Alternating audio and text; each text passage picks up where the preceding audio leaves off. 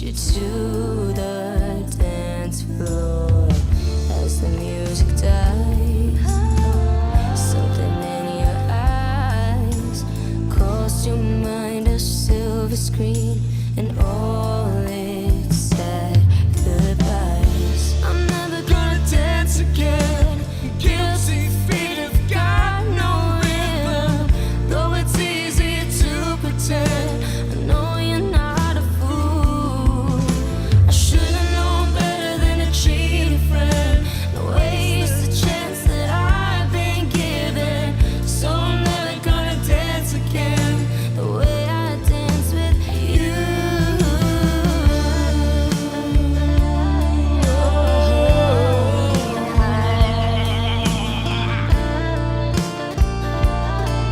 My cock is getting so long. Time can never mend the careless whispers of a good friend. To the heart and mind, ignorance is kind. There's no comfort in the truth. Pain is all you'll find. I'm never gonna dance again. Guilty feet have got no rhythm, though it's easy to pretend. I know you're not a fool. I should've known better than to cheat a friend. No waste the chance that I've been given. So I'm never gonna dance again the way I dance with you.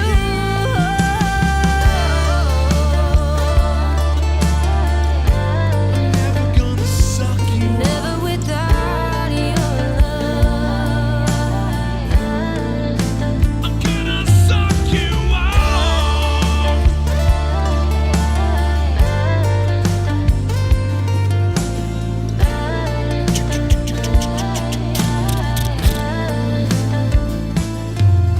Tonight the music seems so loud. I wish that we could lose this crowd. Maybe it's better this way. We'd hurt each other with the things we wanna say. We could have been so good together. We could have lived this dance forever. But no one's gonna dance with me. Please stay. And I'm never gonna dance again. Guilty feet have got no rhythm, though it's easy to pretend. I know you're not a fool. I should've known better than to cheat a friend. Waste the chance that I've been given. So I'm never gonna dance again the way I dance with you.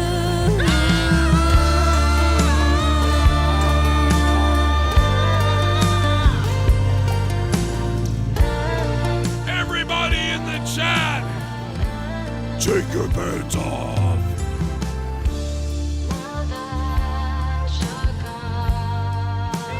Take your pants off. Take your pants off. Take your pants off. Take your fucking pants off. You fucking take your fucking pants off. We're gonna start this show in about 5 minutes. We are getting the ramp up to the beginning of the show. We're gonna talk about CM Punk, Randy Orton. We're gonna talk about the world. We're gonna talk about turkey. It's almost Turkey Day. I haven't been on the air in a while because my life is almost over. But that's okay. It's Tuesday Night Rage. I've almost lost my voice already. You can hear it right now. I've almost lost my voice. It's almost gone. Our cover of Careless Whisper by Blech. All right, we're about to start the show. Just waiting for everybody to get in here. Couple more minutes, we'll get this thing going, and we'll be good to go. And we'll get going. All right, just chill out for a few seconds. We'll get this thing rolling, and I'll be live and ready to go in just a couple more minutes. Hit that like button, guys. And we'll wait for everybody to get the alert that I am live. And if you're on Patreon, you definitely got it. You know what I mean? You definitely got it. Yeah.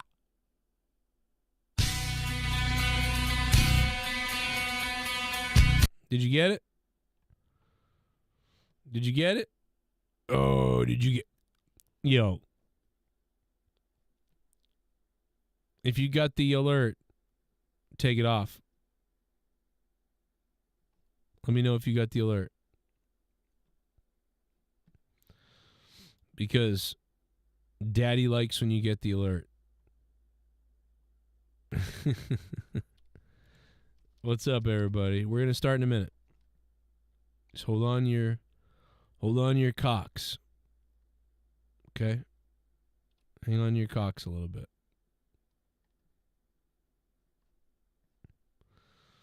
God, I love cock. Don't tell anybody else that. Don't tell anybody else that I love cock. Don't tell anybody. We'll get it going in a minute.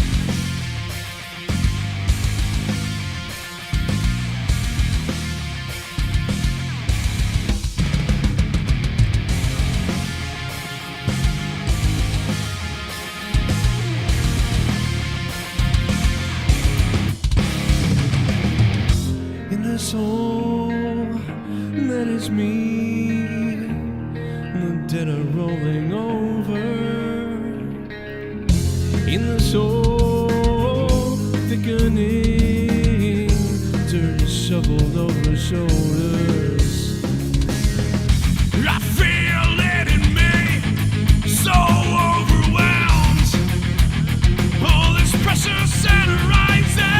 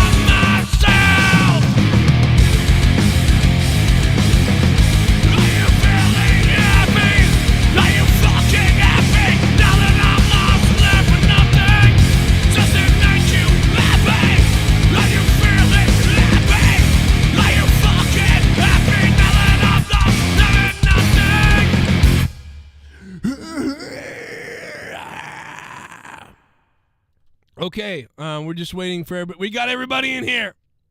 Somebody randomly requested that song. I haven't heard that in years. and I kind of didn't remember how it goes. But the bottom line is it was close. And here's the other thing.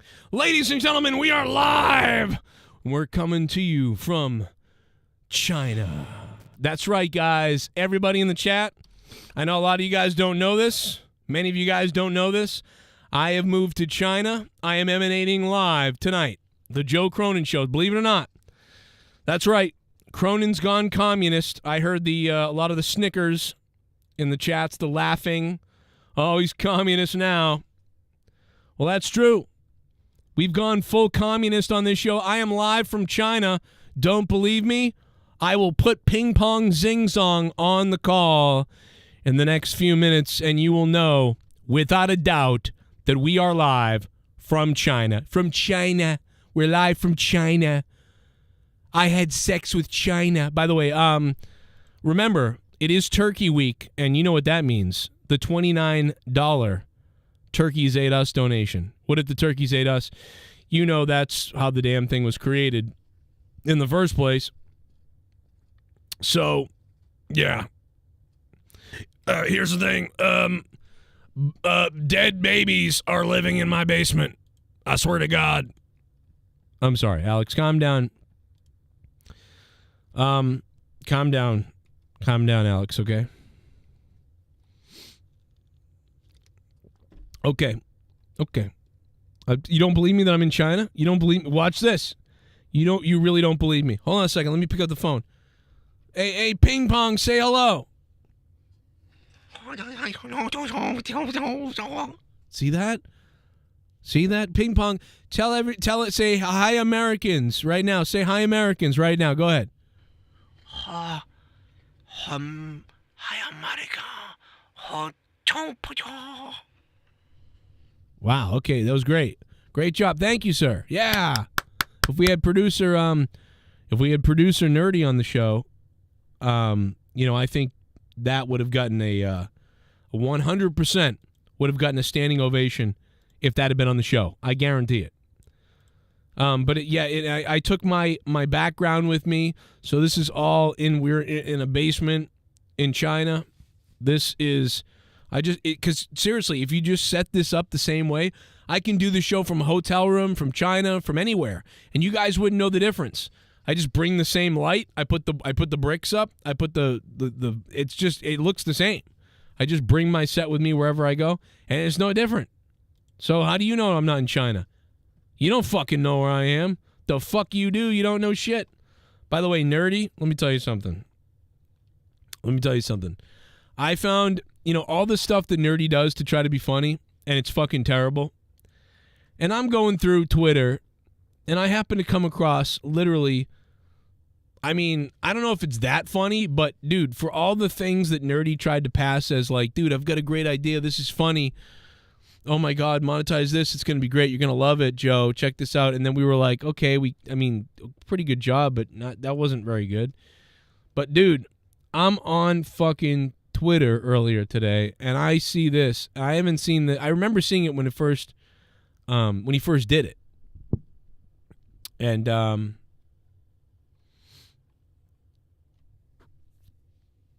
gonna play it because it's kind of cringe, but it's definitely the best that he's ever done. Right? This is the best work that Nerdy has ever done. And it's fucking pretty good when you compare it to like a lot of the other stuff, like I said, that he's done. A lot of the other stuff is terrible. By the way, if you can't tell, I'm losing my voice because I was trying to sing that Mudvayne song that I haven't really thought about in years. Let me see if I can find this. I've got to find this Nerdy video. Oh, I found it. Here we go. So check this out. And hopefully he sees this eventually. I don't know if he's here right now, but check this out. And he wasn't wrong. Gee willikers, guys, it's always Nerdy here, and we finally did it. Because of your help, we get to go to the White House. It's Patriot time. We get to hang out and meet. It's Patriot time. It's Patriot time. He's the gayest patriot we've ever had, but we'll take him. House. It's Patriot time. It's Patriot we time. get to hang out and meet the president at the White House. Oh. What? Not only on top of that, we get to go ahead and hang out with his son. Hell yeah, we're gonna party. It's gonna be a blast.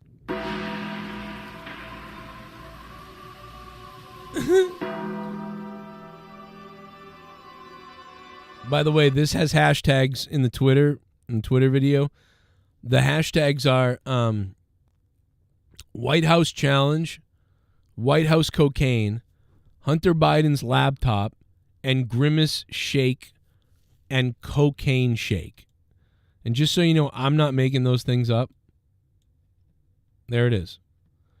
White House Challenge, I get that part. But then at the end, Grimace Shake. This was a year ago. Man, the Grimace Shake was over a year ago. Did you guys know that? What the fuck is going on with time? I feel like the Grimace Shake was 6 months ago.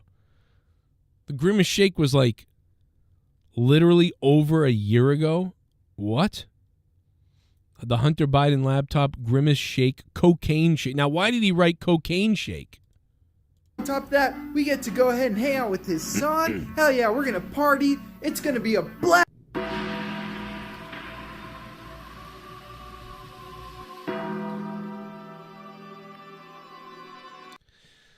And that's what happens when your girlfriend leaves you.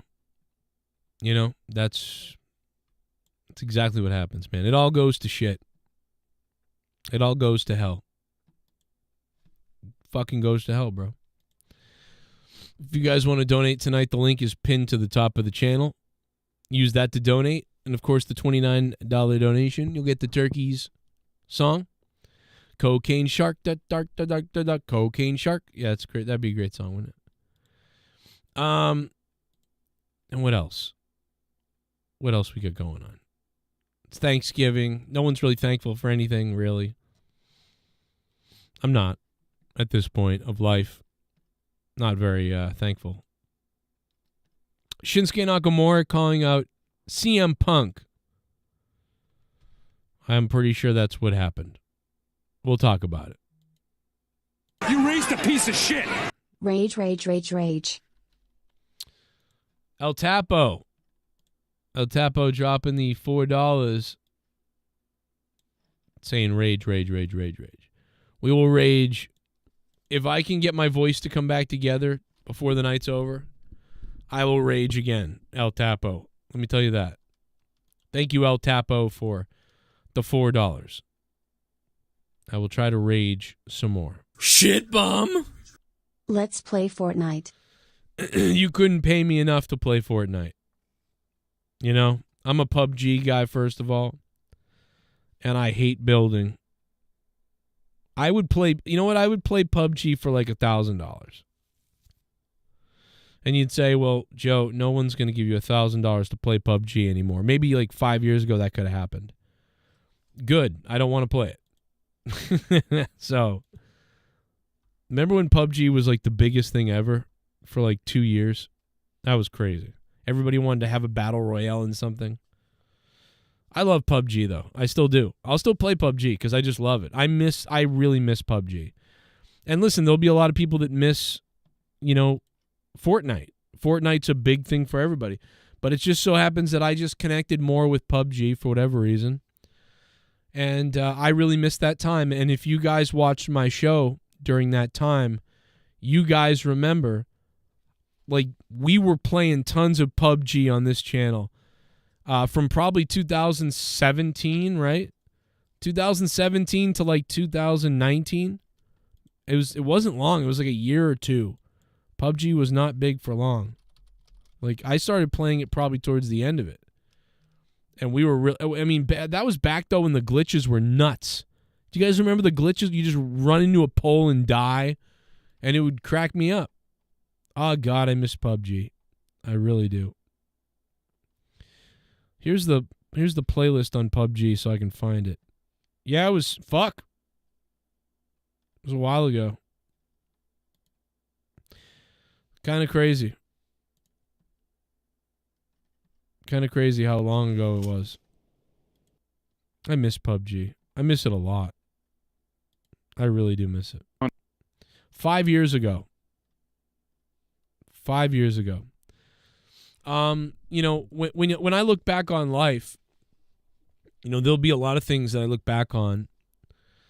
You know, and I hope my kids at some point see some of the comments I make about the world and life. Maybe not the jokes and some of the stuff where I'm like, oh, F this, whatever. But, like, there are some things that I would hope, if my kids wanted to know more about me ever, and I was gone, you could watch some things I say, and a lot of people. And there were great times as a kid, and video games and computer games when they were out when we were kids in the late 80s to all the 90s, and I could talk a lot about each one. I really want to do that too. I want to create a channel where I just, go, one game at a time, one album at a time, something like that. Maybe I'll do that, but, PUBG, though, from 2016, 17 to 2020 maybe. But especially the time when it was like me and Jake and D-Moon, and when my friend Bob would jump on sometimes, and we had Troy, obviously. It was me and Troy and Jake and D-Moon, and a couple of you guys play with us too. Those times were like, you pull up times in gaming history where you had a great fun time with stuff, and it's like I can name them pretty quickly on one hand, like great times in gaming for me, right? But one of the biggest times in gaming stands out to me, and for me, gaming is like, connecting with your friends and having a fun time with your friends, just like you would go play hockey or basketball or go to parties or whatever you do with friends that's social, that's fun. Like, you'll never forget those moments and those times. Maybe it's playing street hockey. But, PUBG was huge. I would say Halo 2.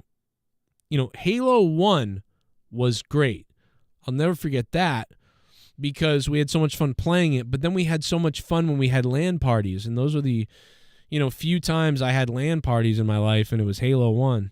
And then Halo 2, it was like the online community. It was like the only game to play. It was like one of the only online games ever. It's the first one, really.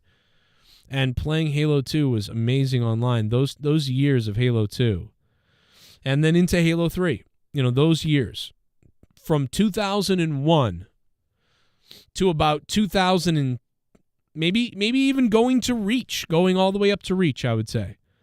So, but especially the Halo 2 days from 2004 to 2007, man, they were some of the best times I ever had playing games. And I would say, besides playing Diablo by myself, playing with friends, PUBG is probably my favorite, probably one of my favorite times, probably number 2. It might be number 2. It was only 3 years or 2 or 3 years, but I think these times playing PUBG was, I'm serious about this, guys, probably my second favorite time ever in playing games in my life, because I had so much fun playing PUBG with people. Like, the glitches, the excitement, like, I really loved this. And it's gone. Like, it's gone.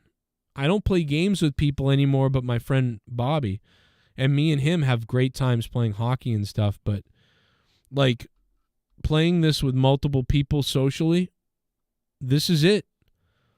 This was the best time, the second best time ever for me in gaming, and it's never going to come back. First of all, I don't have the time, I feel like, anymore anyway, and the game is fairly dead. It's all robots now, and almost everybody I ever speak to doesn't play it really. So, and just, it just will never have that feel again, It'll have that 2 years. On the steps. Said those guys aren't here. They peeled off. Remember how fun, man, me and Jake used to play this? Remember when Jake had to stop playing because his Xbox and whatever? And, Jake stopped playing, and then Bobby stopped playing. He started playing on phone only. He was like, no, get it for the phone. I only play on phone now. I hate the Xbox. It's like, what? And now D-Moon just plays with my wife. They kind of went off. There's to a guy the in side here. More, but I got him. I'm in here too. Oh shit! The guy got me. His buddy got me. He's coming for you. He's coming Fuck, for I'm you. coming. He didn't see where I dropped. He thinks you killed him. You can kill him. He does not think that, but okay. I can't see him. Shoot him. He's right there. Yeah! Yeah! Fuck yeah! Yeah.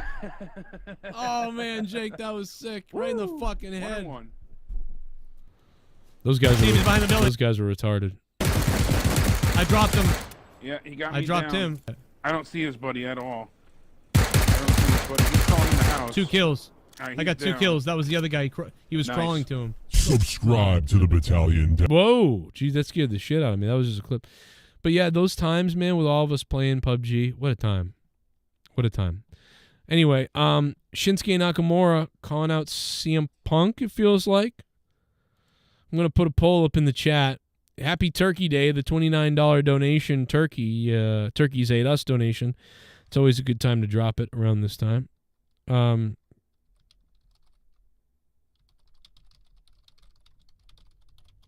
right. The poll is going up, and you should be hitting that like button right now. I did jump into PUBG last year, actually. What is it, Steven Langenheim? Yeah, you know what, Steve? I actually did jump into it last year or something. I actually went back to see how PUBG was doing, and I logged in, and I said, wow, I haven't been doing this in forever. Oh, yeah, here it is right here. It was 6 months ago, actually. 6 months ago, I went back onto PUBG to see how PUBG was looking. I was live on my gaming channel, I think. And, yeah, look at this. Dude, it was so crazy that, just to give you guys an idea, like, we would do the Raw review, right? We would do the Raw review on Monday nights right here. There'd be 1,000 people watching the review. You know, we'd make like $200 on the Raw review, maybe more. Then, after the Raw review, we would go live with PUBG, and sometimes we make more money, donations on the PUBG stream than on the Raw review. And almost every Monday night, it was like $300 or $400 that would come in on a Monday night Raw review. It was crazy. And then there'd be a couple hundred throughout the week on gaming streams and other streams. And, you know, then there'd be monetized this. It would just be crazy, bro. It'd be nuts. So not only were we playing a game and having some of the funnest times ever, but, like, I was making a full-time income from it. It was insane. It was mind-blowing. For like 4 years, 5 years. It was mind-blowing. Even a year, about 8 months ago, I went on to Twitch 8 months ago just to play a little bit of, or was it Diablo a couple months ago? It was when Diablo launched. I think I went on to Twitch just to play a little Diablo, and there's like 40 people there. And I think we made more donations on the gaming than we did all week in the wrestling. It was very weird. But yeah, it was just what a crazy time. But this was 6 months ago, yeah, so I came back. I played a little PUBG. I played this says for 18 minutes. I don't know how long I really played. Did I say anything? Oh, I don't think I'm talking. I don't think this is the stream. I think this is just me playing. I must have uploaded the raw video. Yeah, because there's the video. There I am.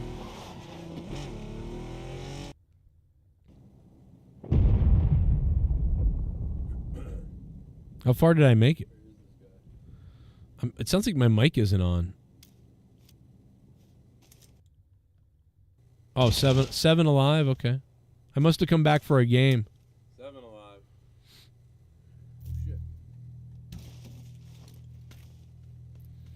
There's a lot of funny moments on the Evil Spectrum 3 channel, though, where I think I died in the street right there. I think I remember this.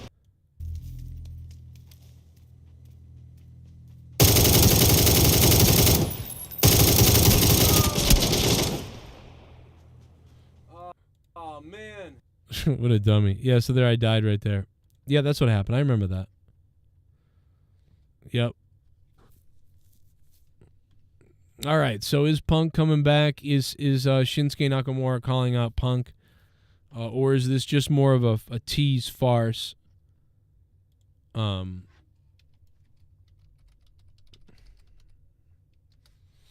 listen to some of the promo, right? 7 days ago.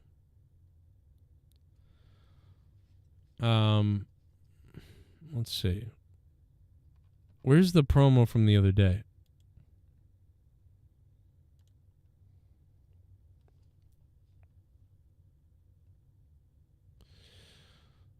Let's see what this guy thinks. I mean, how does that promo relate to CM Punk returning to WWE? If Shinsuke says, you know, it doesn't take my focus off of you, well, why would he ever have been focused on CM Punk?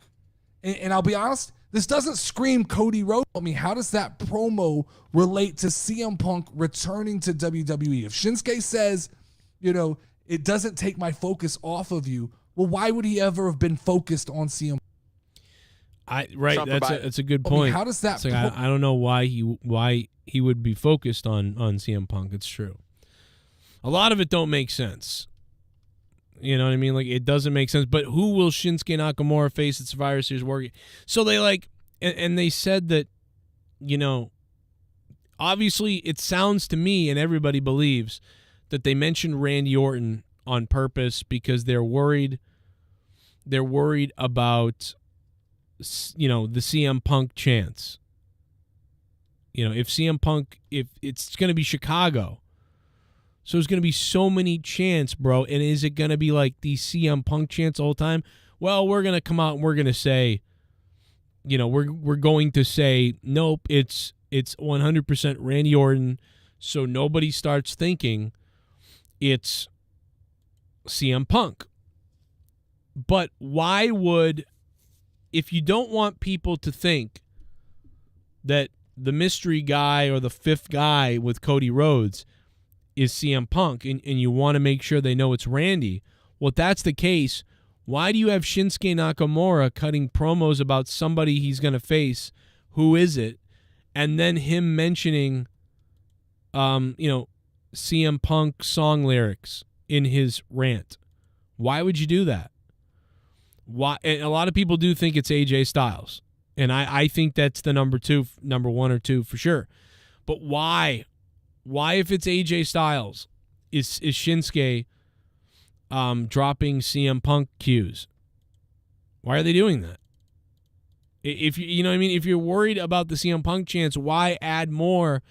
Like, okay, we told you that it's Randy Orton, so don't chant for CM Punk. But Shinsuke is going to basically make you think he's facing CM Punk? Why would they do that? Why would they do that? How long? How long do I need to wait? I'm ready to fight. Where are you? I know. Where are you? You are close. I take all from you. This is my opportunity. I'm waiting. Is this one final tease by Shinsuke Nakamura posted to WWE's Instagram before Survivor Series? Obviously, for weeks we've seen these cryptic promos. We've seen the GTS be delivered by Nakamura. Now, it seems like this week's Raw had nothing except this has emerged on social media.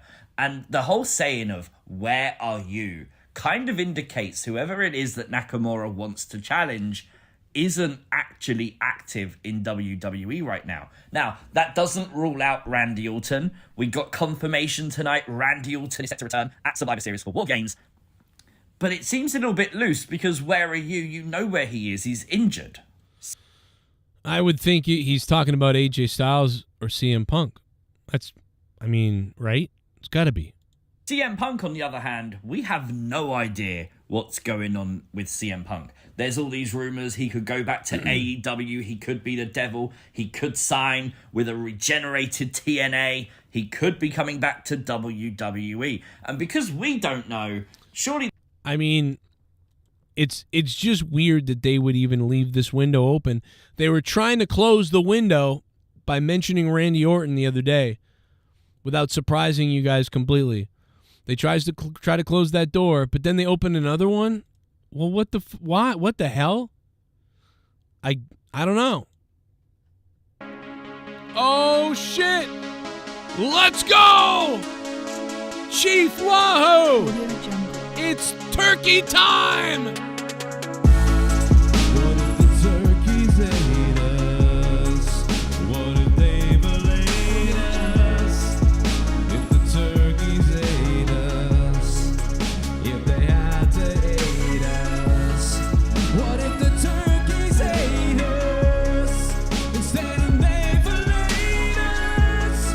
What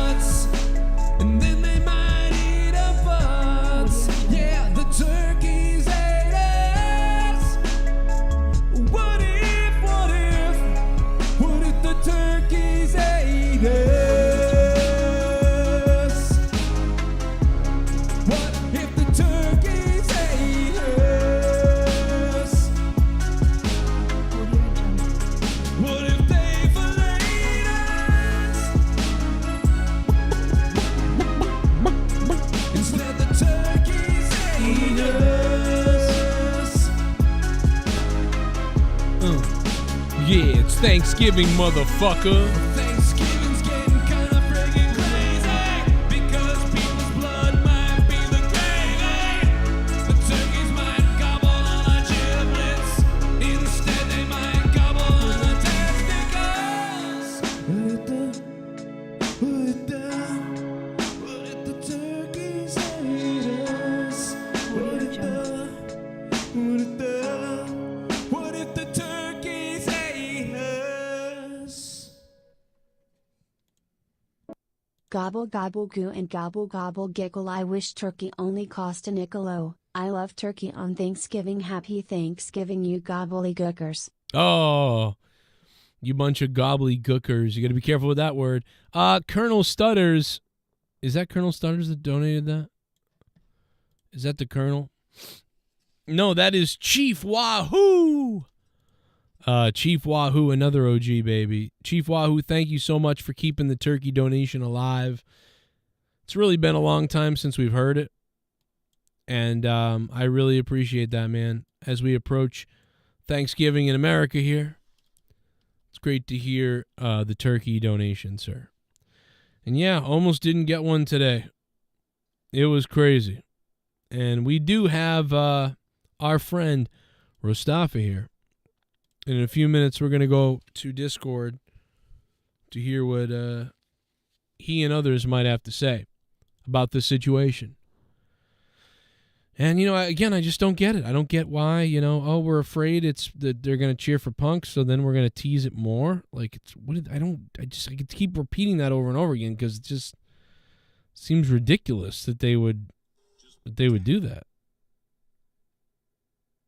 By the way, speaking of turkeys, did you guys see my video on my other channel earlier today?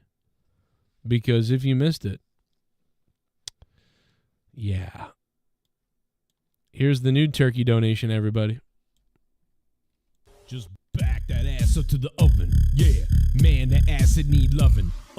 Yo, mix side for some stuffing. Yeah, back that ass up to the oven. Loving, back that ass up like a muffin. Oven, back that ass into the oven. Oh my God, I want that stuffing. Fill me up, yeah, with that loving. Stuffing, yo, back that ass into the oven. Look at that mumpkin, look at that blumpkin. Look at that my muffin. God. Back into the oven. Oh my God, I want that. Back that ass up to the oven. Just back that ass up to the oven. Yeah, man, that ass it need loving.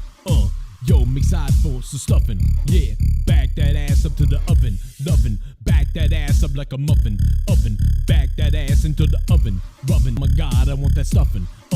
Fill me up, yo, with that loving. Stuffing, yo, back that ass into the oven. Look at that mumpkin, look at that blumpkin. Look at that muffin, back into the oven. Oh my God, I want that. Look at that, the oven. Serve me also stuffing. Back that ass into What? Dude, I don't know what's wrong with me, but something is wrong with me. Just don't know what. One more time. Yeah. Just back that ass up to the oven. Yeah, man, that ass it need loving.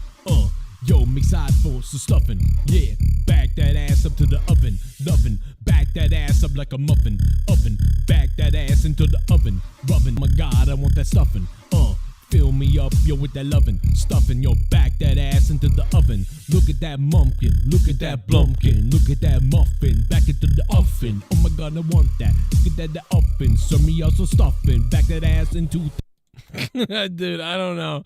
There is, yeah. Mary. Shit bomb. That's the new Turkey Ate Us donation. Hey Joe. Hey. Happy Turkey Week. Hey. Have you seen the new Alex Jones video game trailer? We're going to watch it. NWO Wars. NWO Wars. This is going to be the best game I've ever seen. We're going to definitely check that out. We're going to have to check out NWO Wars. And Colonel Stutters, thank you for becoming a $5 shit bum. I appreciate you, my friend. Thank you for being a shit bum. $5 shit bum. Everybody can be shit bums. You can all be shit bums. Do you guys know where shit bum comes from? You got to know where shit bum comes from. Right?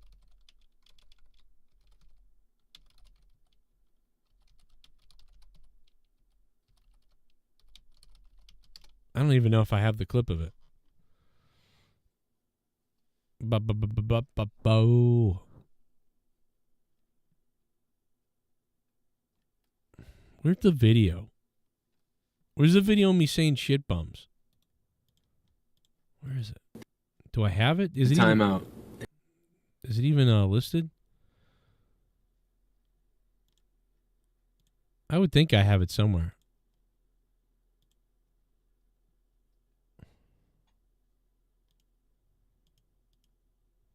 Where is it?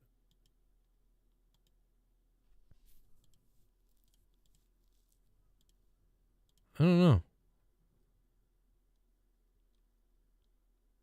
I thought I had it queued up to play for you guys. But I guess not. It's amazing, to see back in 8 years ago, 8 years ago. I'm in a similar place now that I was 8 years ago. That's kind of crazy. That's kind of crazy. I was hoping I had this video to play, but I don't have that clip I wanted. From when it was when I called everybody shit bums. That's where shit bums comes from. But I know I got the clip of shit bums somewhere. I'll send you that video, Rastafa. I also uploaded the video to Corrupted Nation, my other channel. But yeah, I tweeted it out too, I think. I think it's everywhere now. Shout out to you, brother. Cheers. You raised a piece of shit. Hey Joe, Hey. gonna be a dad soon. Damn. Wife just announced she's pregnant. Yes. Any advice for a first-time dad? Enjoy every second of it. I think really that's it. Enjoy every second of it. And start saving now. Right, Jaff94? Jaff94, man, an OG. Congratulations, sir, on being a father. That's crazy. That is so crazy, man. I'm excited. I get excited when I hear people talk about that. It almost feels like forever ago that I was like, what? Man, Leah got pregnant in 2009. This channel wouldn't be launched for 3 more years after that. That's crazy. Feels like forever. My son's 14 years old. My oldest. So yeah, man, I would just say really enjoy all of it. Enjoy all of it and do as much as you can with the kids. With the kid. Just do everything. I can remember so much about that time because I spent so much time with the kid. But you know what I mean? The only thing that stinks about life is so busy that it's hard to balance everything and really, suck it all in and whatever. And, that's why, I cherish those 4 years where I was a full-time YouTuber because I had so much time, free time. I saw my kids at a wonderful time. So, yeah, that was cool.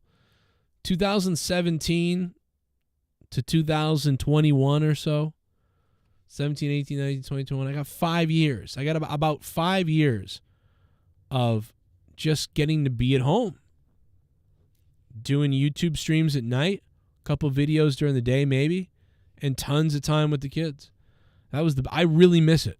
I really, really miss being able to just hang out with my kids. So just try to see them as much as you can. That's all I can say. Take all the videos, pictures, and absorb it. Teach them. Interact with them. Make sure the mom's happy. New York is crazy right now, bro. That fucking governor bitch or whatever the fuck that lady is in New York is a fucking nutcase. Dude, get out of New York. This lady's a fucking demon cunt. Look at her fucking face, bro. It's not even just that she's a nutcase. She looks like a demon fucking cunt. The New York division is ruled in favor of Governor Kathy Hochul, or whatever her name is, in a landmark case for government overreach. Isolation and quarantine procedures will give the state of New York the ability to come in your home and take you away. What the fuck? You won't have any option to fight it, no court date, nothing. The rule has no age limit, and they can keep you as long as they'd like. The rule also allows them to treat you as they see fit, including using methods that are still in testing. Is this true? This is one of the biggest abuses of power in this country ever, and this is only the beginning. I mean, I don't know exactly how real that is, but I do know that I've heard this lady speak, and she sounds like a psychopath. What is going on, if that's real? I agree with that. Well, I don't know if all governors are like that, Chris Dominguez, but a lot of governors are. I don't know if all of them are. I'm sure there's got to be a couple of decent governors somewhere, right? There's got to be a couple of good governors out there.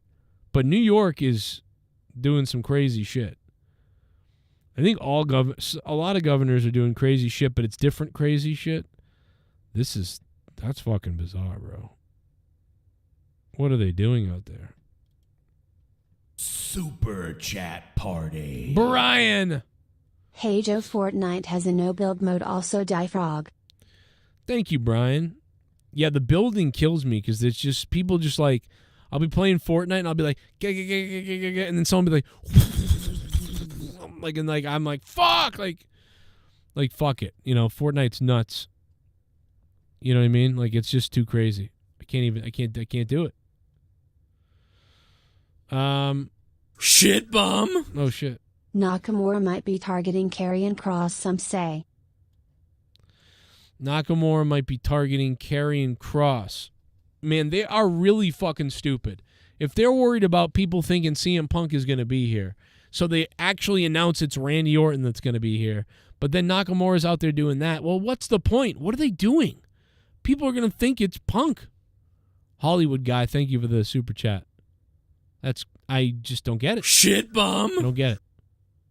This week has been a hellhole. Hey! My GF of 4 years being together just left me. What? Work sucks. My 9-year-old golden retriever is dead. Been searching for a strong rope to hang my fat body, but it's been a struggle. Wait. In me. I didn't know you had a girlfriend of 4 years, Omar.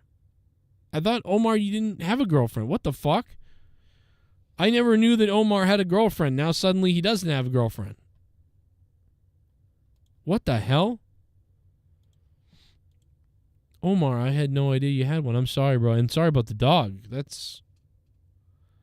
How do you deal with that, man? You lose your girlfriend and the dog? Dude, I'm still not right from my dog. I don't know what's wrong with me mentally, but I still break out crying over my dog. It's been a year. Like, I miss her so bad. So much. That, like, it creeps into my head constantly. So, I seeing some of the stuff all over the place with people and families and kids, good Lord, I'd be done. I would be done. Don't you give up, though. I guess. Just back that ass up to the oven. Yeah, man, that ass it need loving. Yo, mix side for some stuffing. Yeah, back that ass up to the oven. Loving, back that ass up like a muffin. Oven, back that ass into the oven. Rubbing, my God, I want that stuffing. Fill me up, yo, with that lovin', stuffin', yo, back that ass into the oven. Look at that mumpkin, look at that blumpkin, look at that muffin, back into the oven. Oh my God, I want that. Look at that oven, serve me also stuffin', back that ass into.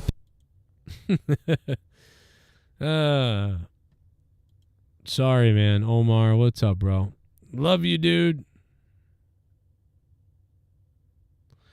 I love me some Omar Fakarani. Bless you, sir. And I'm sorry. Why'd your girlfriend leave you? Do I need to beat her up? Like Milan Lucic beat up his wife? Do I need to beat somebody up at this point? Because, I'll do it. And I'll do it with a dildo. Also. So, and nobody will see that coming. He's using a dildo. Damn right. A steel dildo, like George Carlin said. Is it snowing out? Oh, it's raining. Okay. Well, nice cold rain on a Tuesday, Wednesday, whatever it is. Version of monetize. Oh, shit! Monetize that. I'm gonna. Oh, shit! Monetize that. You can monetize The ghost from Thanksgiving! Yes! He's here! Oh my God, yes. The ghost! The ghost! I can ask. Buy me a mask from Tommy NC, and I'm gonna monetize that. Buy me a mask, buy me a mask, buy me a mask, buy me a mask, buy me a mask. Some pyroclastic flow. I don't like blacks. Pyroclastic flow. I don't like blacks. Ask me that, ask me this. Monetize that, monetize that. Can I get a mask from Tommy NC? I'm fat. Can I get a mask? Can I get a mask? Can I get a mask? I want a mask. Can I ask? Can I get a mask? Fuck a turkey dono. Fuck a turkey. You're damn right. Fuck a turkey dono. It's the ghost from the coast. And he dropped $150. All right, baby. Let's do it for the ghost. Let's do it for the ghost. One more time for the ghost. Back that ass up Yeah, the ghost. Yeah. Man, that acid need loving. The ghost. Side for some stuffing. Yeah. Back that ass up to the oven. Yeah. Oven. Back that ass up like a muffin. Oven. Back that ass into the oven. Rubbing. My God, I want that stuffing. Fill me up, yo, with that loving. Stuffing, yo, back that ass into the oven. Look at that mumpkin. Look at that blumpkin. Look at that muffin. Back into the oven. Oh my God, I want that. Look at that oven. Serve me also stuffing. Back that ass into. Yeah, baby. The ghost from the coast. The ghost from Thanksgiving. Oh, yeah, baby. Yo, Ghost, thank you so much, man. Holy shit. What a gift from the ghost, bro. Man. The ghost.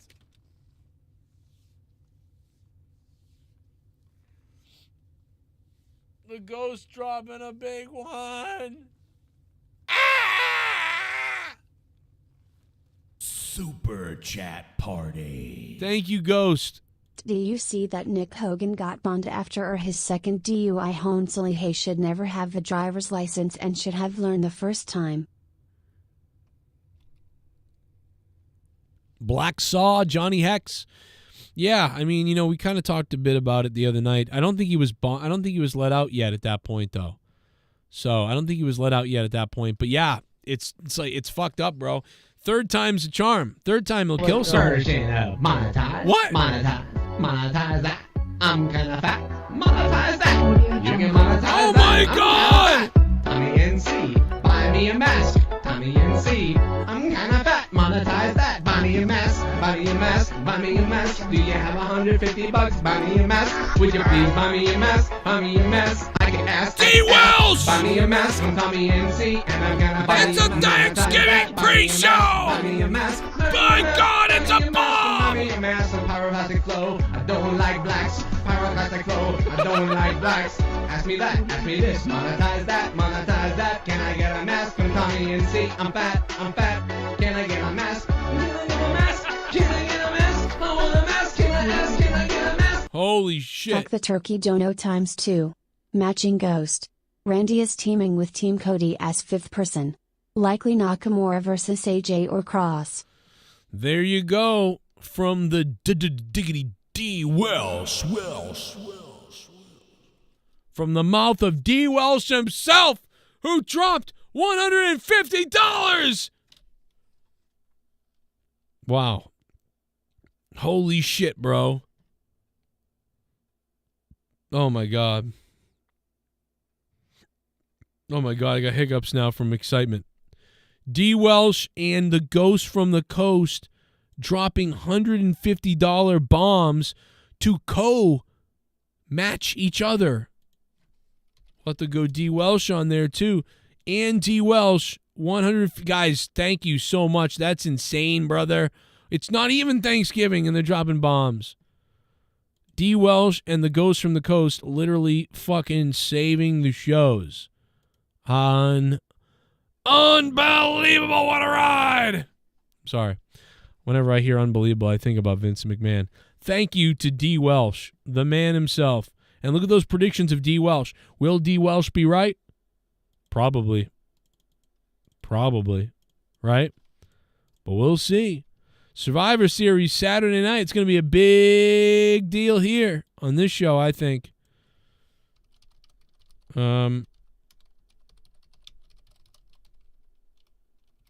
going to be a big night.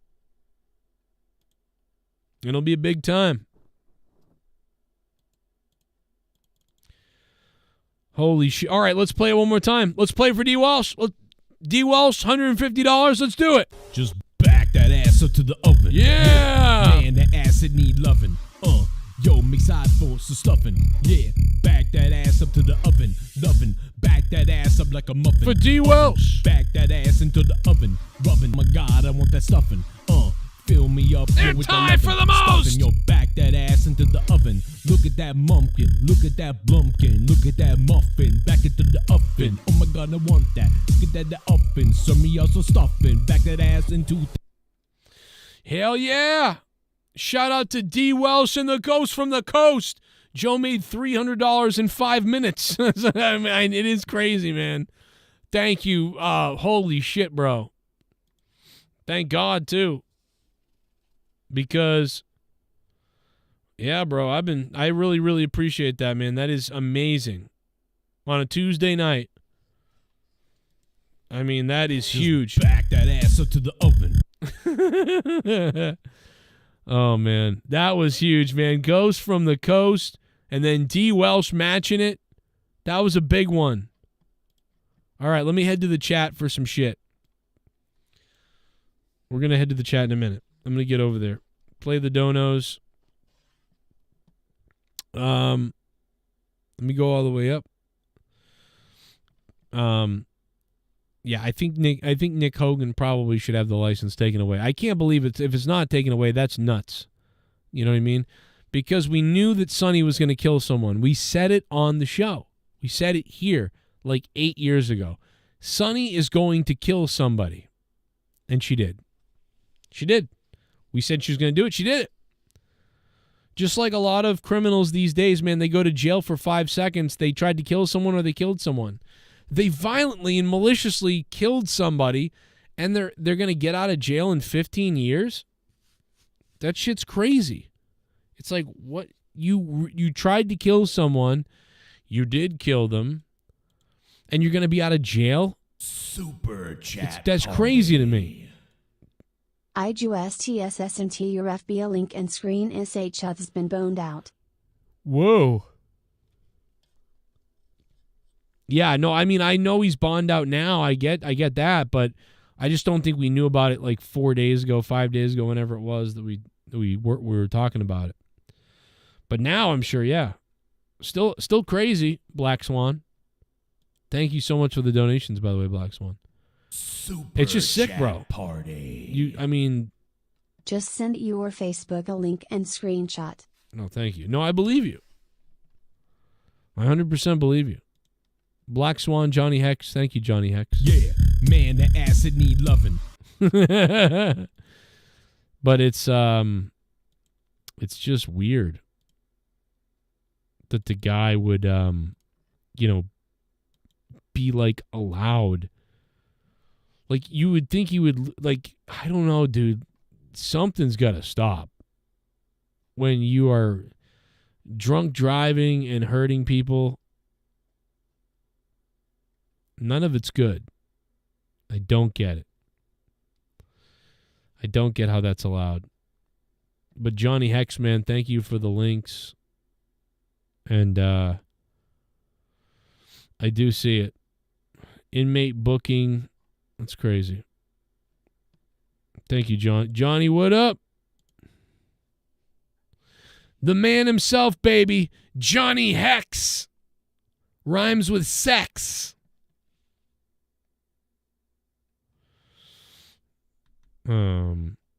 Sorry.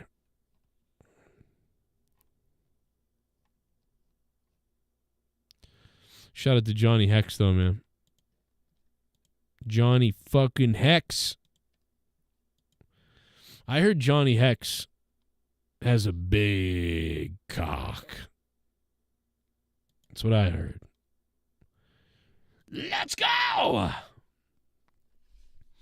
Back in the day, bro. You know, I still don't have somebody asked me the other day if I had a tattoo. I don't. I'm clean. Can you believe that? After all these years, I still have no tattoos. My wife has one. She wants a second one, wings or something on her back.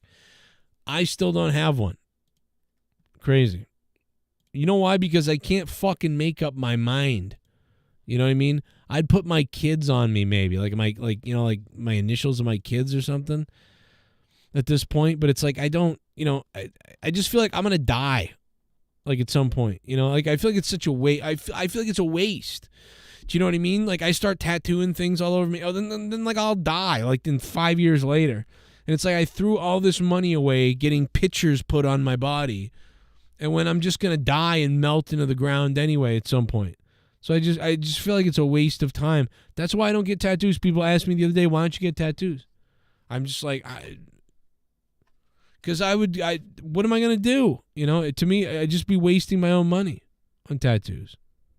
It'd be just a waste for me. It's not good for me. It's not good for me. But I get other people doing it. I get it. But there's so much. My wife has tattoos. It's like I get it. I think it's cool. I like tattoos. If I was rich, I would get a million. I'd probably get tattoos. I'd be like, yeah, give me some tattoos. I'd go get some. Be like, cool. But I'm not rich, so I'm like, no, I'm not doing that. I'm not gonna put a picture on myself and then die like 5 years later. And you know what? Maybe I would live to be 80, and then I'd be like, oh, I could have gotten tattoos. I don't feel the nerve. I don't care. I don't want to do it. I don't know why. I can't explain it. But good thing I wasn't allowed to get one when I wanted, because I really did want to get one when I was 16, and it's such a great thing that I don't have corn tattooed over here across my sternum. Oh, I've been so bad. Can you imagine how funny it would be? I'd have to like hide it now if I had it, so nobody sees it.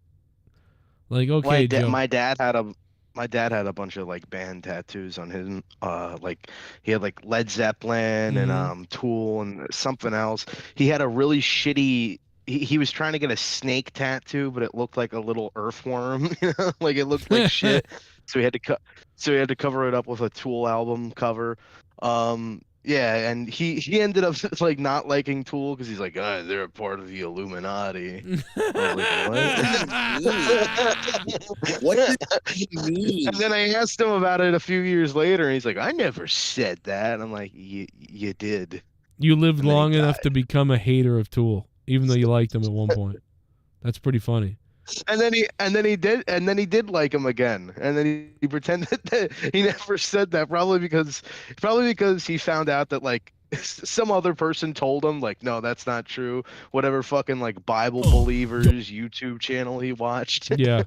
Well, that's 200 subscribers. Honestly, that's a typical Tool fan, to be honest. Well, they're great. Yeah. They're amazing. Oh no, they're terrible. Yeah, that's your dad. There you go. Yeah, that makes sense. Well, I didn't like him for a while, not because they were a part of the Illuminati, just because I didn't like how every song started to turn into like 15-minute epics. Yeah. And we got into this whole argument a few years ago. Yeah, right here. You, Leah. Oh, Leah, we know Leah hates Tool. Well, I sort of kind of like Tool again. I was listening to like Lateralis. That's a really great song. And really, I really like I like a lot of their hits and stuff, but like in terms of like full albums, I don't know if I could listen to it. It's the same with it's kind of the same with Kill Switch Engage now. Like one or two songs, I'm like, yeah, that's good, and the rest of it is just whatever.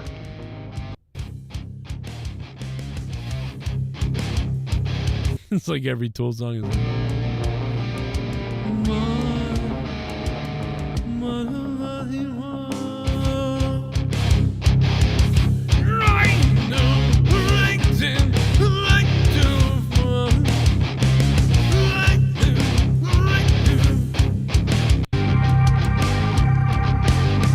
all right. But so it's Omar's here. Omar lost his girlfriend apparently. I didn't know he had one. Maybe everybody else knew this and I'm just a bad friend, listener, whatever. But did you guys know that Omar had a girlfriend or Nope. Okay. No. So when Omar, when you say girlfriend, did you mean the dog? He's talking about the bitch. Yeah. Yeah. That's what I'm thinking. Yeah, which was a guy. So it was a Yeah. gay. It was It was a male. gay. Yeah. You really had a Yeah. girlfriend? How? I mean, and we didn't know about it. Were you like keeping it secret, or did I not No, listen? I just no. It's not. It's just I don't think I had like the chance to like express it and be like, yeah, Okay. I'm dating. Well, you sounded yeah. sad before and upset, and so like I was like, well, this guy must live alone and whatever. But no, now you're here saying this, and we know how Mustafa feels about telling us about relationships. So I didn't know what we get out of you. Honestly, Omar, I think you sound upset, but not nearly as upset when Cody lost to Roman at WrestleMania. I'm about to say, when Cody lost his smile. Cody lost his smile. Here you go. When Cody lost his anal virginity. Oh, that's a whole nother conversation. Yeah. So Yeah, real quickly, I'm gonna listen. But I want to hear. I'm gonna set it up for you guys. What do you think? Oh shit! Yeah, back Before you set it up. Well, there's the turkey dancing again. What did you? What do you think? Is CM Punk coming? And this is part of the tease. Is he not coming? Is he coming at Survivor Series? I still have him coming at Rumble. Is he not coming at all? I want to hear everything. Put it all out there. Wait. You're constantly saying the word coming, and then you said tease, and I'm going, what is he talking about? Oh, you know stuff. Amen. I'll do anybody if it makes them happy. I'm empathetic. I want everyone to feel good. Genders don't matter to me. Turkey is empathetic. Mustafa, get your head out of the gutter. And eat that bread and butter. I know. I know. But at any rate, yeah. As I said, I was ready for you, Luke. I was ready for you. I was ready. Dewey's gonna get some gooey. So, at any rate, with Punk, all the what do you call it? All the catchphrases are coming out for Mustafa. Yeah, all the hits. Well, it is that time of year, so I'll get a couple holiday ones coming It's up. that time of year when I put my gooey in Dewey. I think before we get into anything, before we get into the CM Punk stuff, CM Punk returning to the WWE is one of these long fabled things that we don't know if we'll ever get the true, return or answer to. It's going to be endless, even after he gets into the Hall of Fame. Yeah, it's going to be one of those things that floats around all the time. Similar to things like, when's GTA 6 going to come out, or when is Mustafa going to admit that he's Cuba? When is Elvis coming back from the dead? When is Mustafa going to admit that he didn't glitch and it was a stutter? I mean, these are the things that we may never get the answers to, but we will still ask them. All right. Now, Mustafa, Luke, can you still tell us with a straight face that was a glitch? I would just like to know. Hashtag that was a glitch. With Punk coming back, honestly, at this point, dude, I don't see it happening. I don't understand why people are getting so uptight about it. So when people get disappointed at Survivor Series or the Royal Rumble, again, you overworked yourself into a frenzy thinking that Punk is going to come back for all the reasons that basically Nick Khan has already said, saying, yeah, we respect Punk, but we're not interested. No different from Helmsley. We're not interested. Definitely Vince, when he threw him out of his arena in Chicago when he got invited by Nia Jax, there's no interest. And coming out of a company where he basically was asked to leave by a collection of people, including Tony Khan, to leave, you're damaged goods already. And besides, this happened to you not only once, but twice in a span of a year. Barely a year. Started November of last year, and then... Sorry, I just think it's a very high probability. Very high probability that he is returning. Maybe not Survivor Series. I pretty much kind of don't see him returning at Survivor Series. I'm not very sure about that anymore. But I said this a few days ago when I was on Gargut's show or whatever, that within within the next year, CM Punk is returning. And I think even Joe predicted this on his bingo card thing. CM Punk is returning within the next year because they've laid so many hints, like the stuff with the USA Network, quoting his songs, quoting his promos. The fact that he's even like laid reference to coming back around Survivor Series, teasing that he might come back. Like even at all, if that was just a tease Survivor Series. I'm just saying him doing that at all and them doing that at all is so uncharacteristic of both of them. And we know that the reports of him getting kicked out by Vince is way overbloated, and he wasn't kicked out. He was asked to leave because he was still under contract with AEW. Again, but you're still getting kicked out. You're still asked to leave or getting kicked out. Yeah, it's still the same idea where you're asked to leave. And again, I'm sorry for interrupting, Luke, but I got to ask you this, because you don't think that WWE Creative or anybody within Titan Towers or whatever their new building is called now, you don't think for a fact that they have not trolled their audience before? Like, of course they have. Yeah, but they don't usually do it to this extent, and they don't do it with guys like Punk, because Punk, they don't ever mention Punk. Like the only times they do and they is to still be haven't, like really.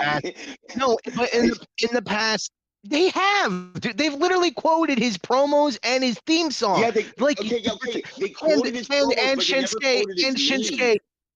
Yeah, and But he never Shinsuke using quoted the his name.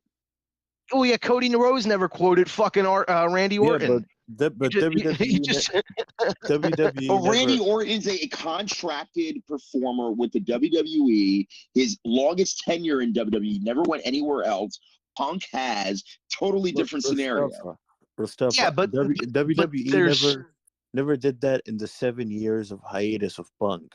Like they never teased it that way. Like they were never coding his theme song. They weren't saying like, "Oh, the biggest trick the devil ever pulled, making the world believe that." Yeah, but they did that with the AEW talent. Even I can't remember which episode of Raw it was, but there was something to the effect of. But not to that extent, dude. And one more thing, why is he back on the WWE? Like, like the Illuminati page. Why is he back on it? Alumni. But you're Again, that's something that I was actually intrigued by even when I found out about it. Because I'm thinking to myself, well, wait a minute.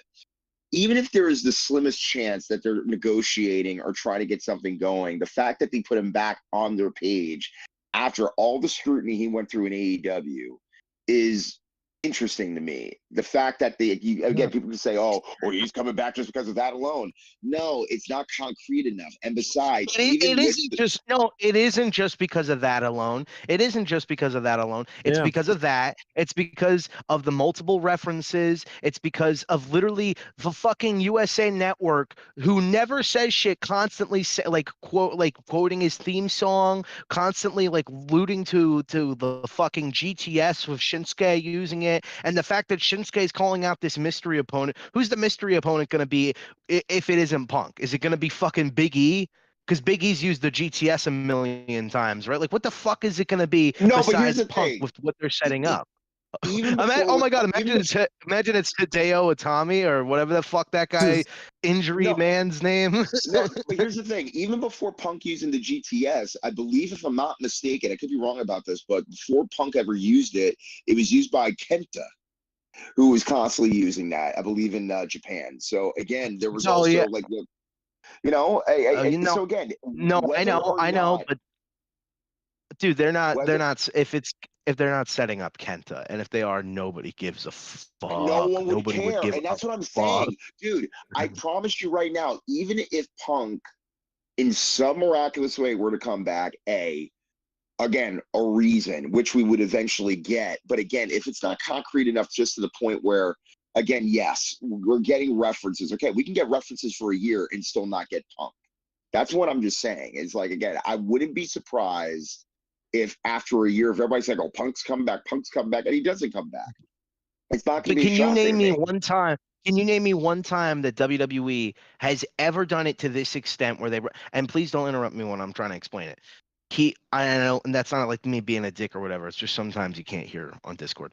But anyway, can you name me one time where someone was referencing someone's theme song, where someone's fucking finisher kept being used by the guy who keeps calling out a mystery person? Can you name me one time where that all happened and then they take that guy who everybody thinks might be coming back and who the WWE is talking about, they take that guy off of the alumni or on the alumni page or whatever, they put him back on the alumni page? When has that ever fucking happened? I can't remember. And at least in the past 10, 15 years, I cannot remember that ever happening. And also, you have to take into account that there were so many times where we said the same shit about Cody, so many times where we said the same shit about Edge. Oh, he's not coming to the AEW, bro.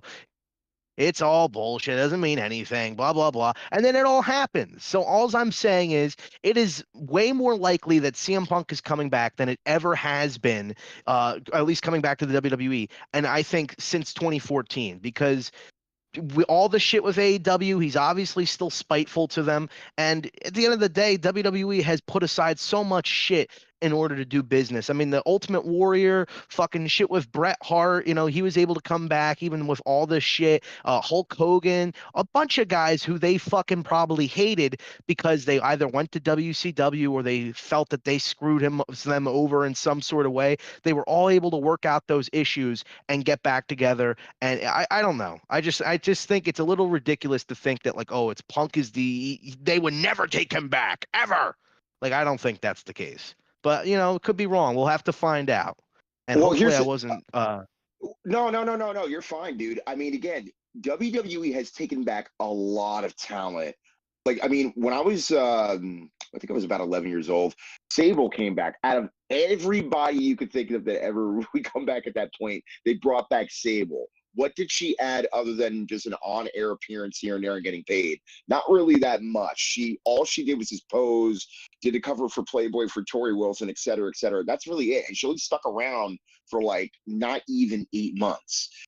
Same thing with Brett. Same thing with Warrior, as you said, Bruno. They brought back a lot of people. But again, and it's funny, Vince believes in second chances. You know that. Vince believes that everybody can deserve a second chances, generally speaking. He did that with Eddie. He did that with Jeff Hardy on several occasions. I mean, again, Jeff Hardy is like the 9 lives of professional wrestling in terms of he does something wrong and he comes right back. With Vince, again, the way that Punk walked out, which, again, he had a legitimate gripe from an injury standpoint, from a fatigue standpoint, even dare say from a financial standpoint, he was fatigued. He was done. And the fact that Punk didn't speak up, which, again, in retrospect, if he had, maybe things could have been a bit different. They could have negotiated different things. But again, Punk would not have been at the level he would have been even before he had left the company, because he would have been dropped down the card like a AJ Styles is now. And again, we won't necessarily know for sure, but when Punk left, as you know the story, again, he was pissed. Wait, I'm sorry. He's been dropped down the card like AJ. I don't understand. So the reason why AJ... Remember, AJ Styles was dropped down the card because he didn't want to be the heavyweight champion or be in the main event. So they dropped him down the card because he wanted to spend more time with his kids, play video games, et cetera, but still work and collect a paycheck. Punk at that point... Yeah, I'm sorry. No, I was just going to say, Punk at that point was angry at the fact that he was hurt, he was injured, he wasn't thinking straight. He was suffering from the bad infection that he had. I went into great detail, obviously, on the Colt Cabana podcast, and the whole thing ensued with the doctor. We all know the story, but at that time, like, I would automatically think the way Vince would think, and even Hunter at that point, even despite the fact he didn't have that much power, even though he was on creative, to a degree. Again, it's one of those cases where communication failed on both sides of the equation here. And when Punk left, he walked out. And again, do I fault him from doing that? No. But then I also fault the creative, and him not coming up with better scenarios. It was like the same thing with Austin when he walked out. There wasn't better ways of being creative and getting things to where they needed to be. And unfortunately, everything just imploded as it did. And then he took time off, did his thing, came to AEW, which was a smart move at the time, but 7 everything years just off. unraveled, and it just unraveled, bro. It's horrible. And again, we all want Punk in a squared circle. We all want Punk on the mic.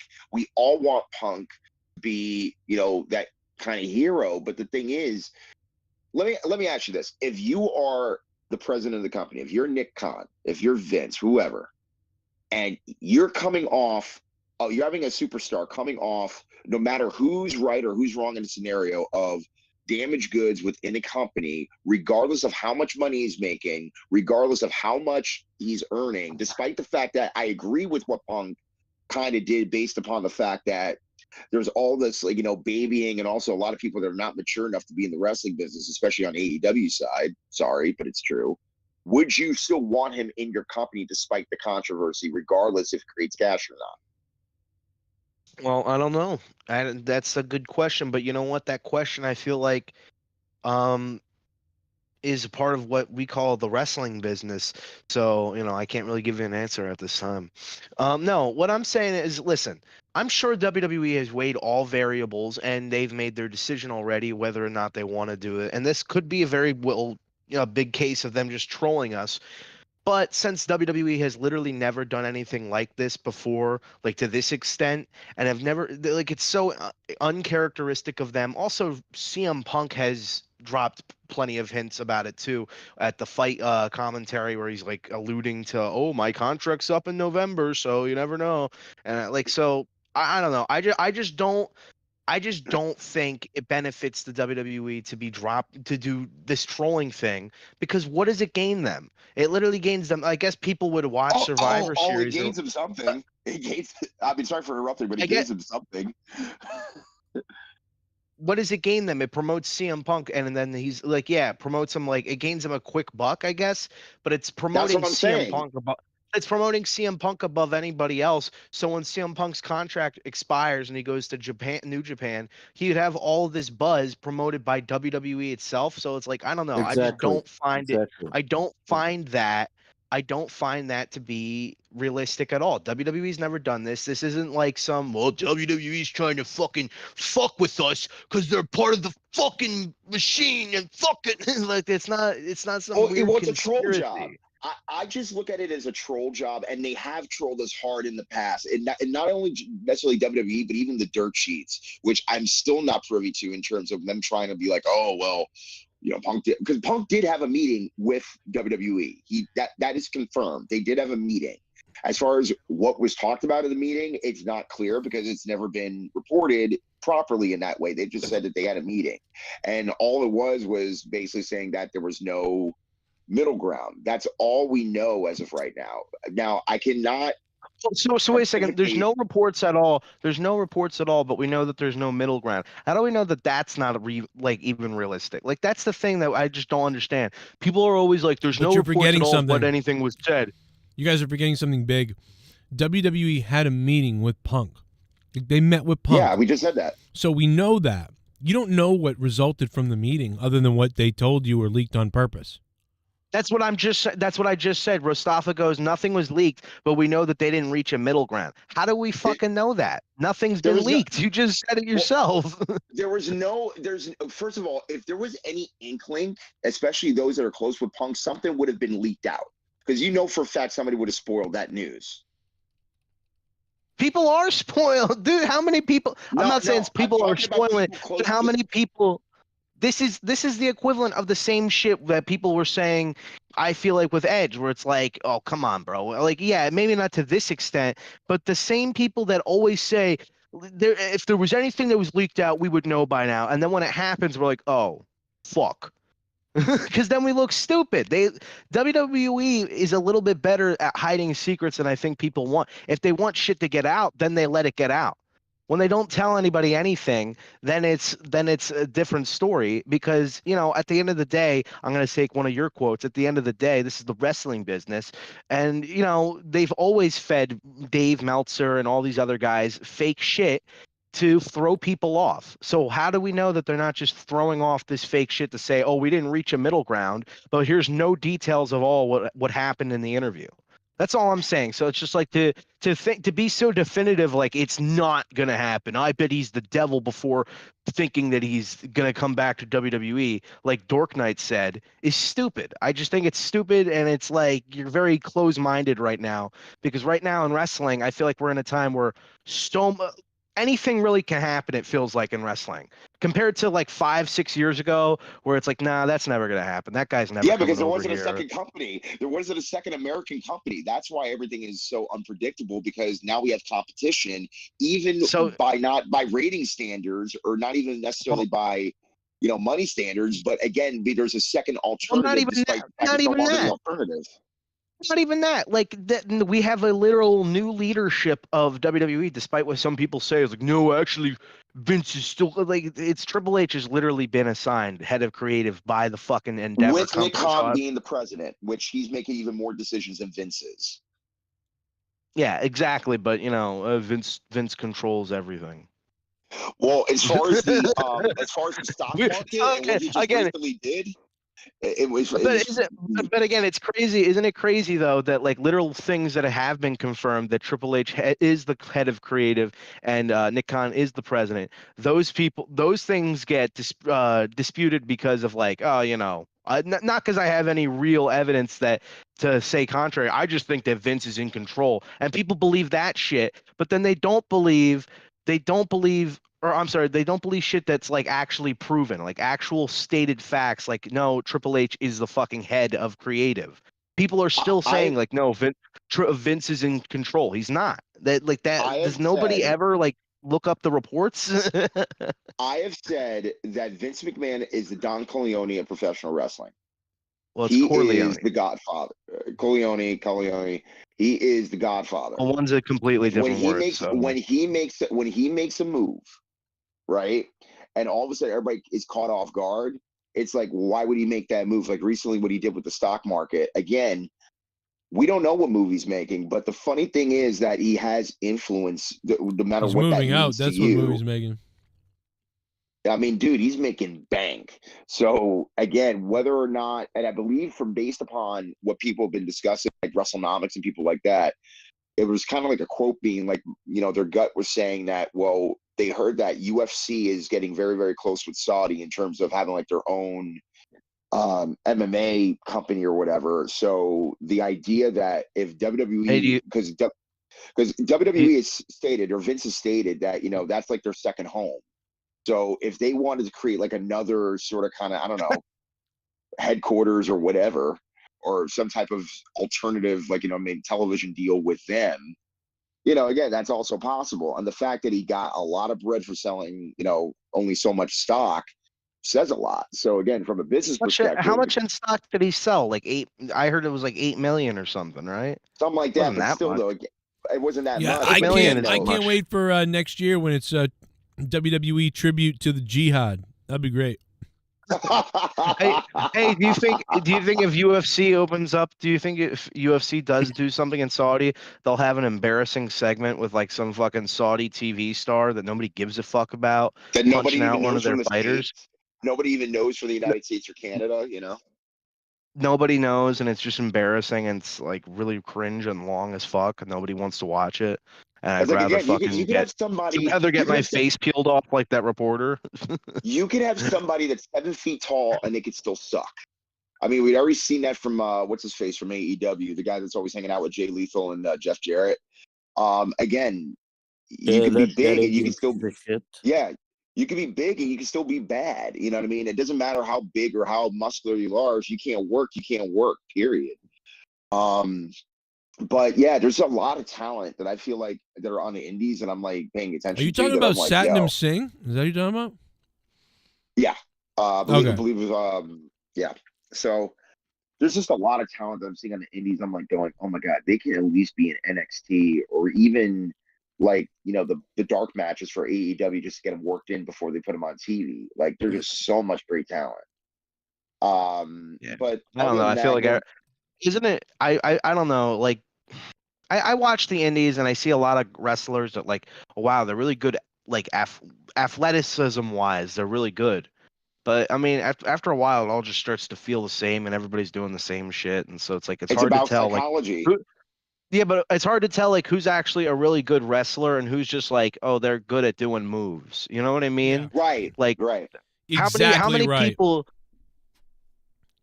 How many people do you see, Joe, like on the indies where you're like, this guy's good, like he's a good, like he has a lot of the things there, but like I don't really give a fuck. I don't want to watch Because this what match, you know? you just said it. There can be smart spots, there can be smart things that happen, and then there can be video game like maneuvers and great athleticism. But in the end, there is no greater asset for the most part than psychology. Now, thank you. You can, and here's the thing, and sometimes you can get there with, with the sorry, I just ate a big sandwich. I just made a sandwich for myself. That's where I was. With the Young Bucks, right? Like, remember the Young Bucks versus Penta and them in that cage match?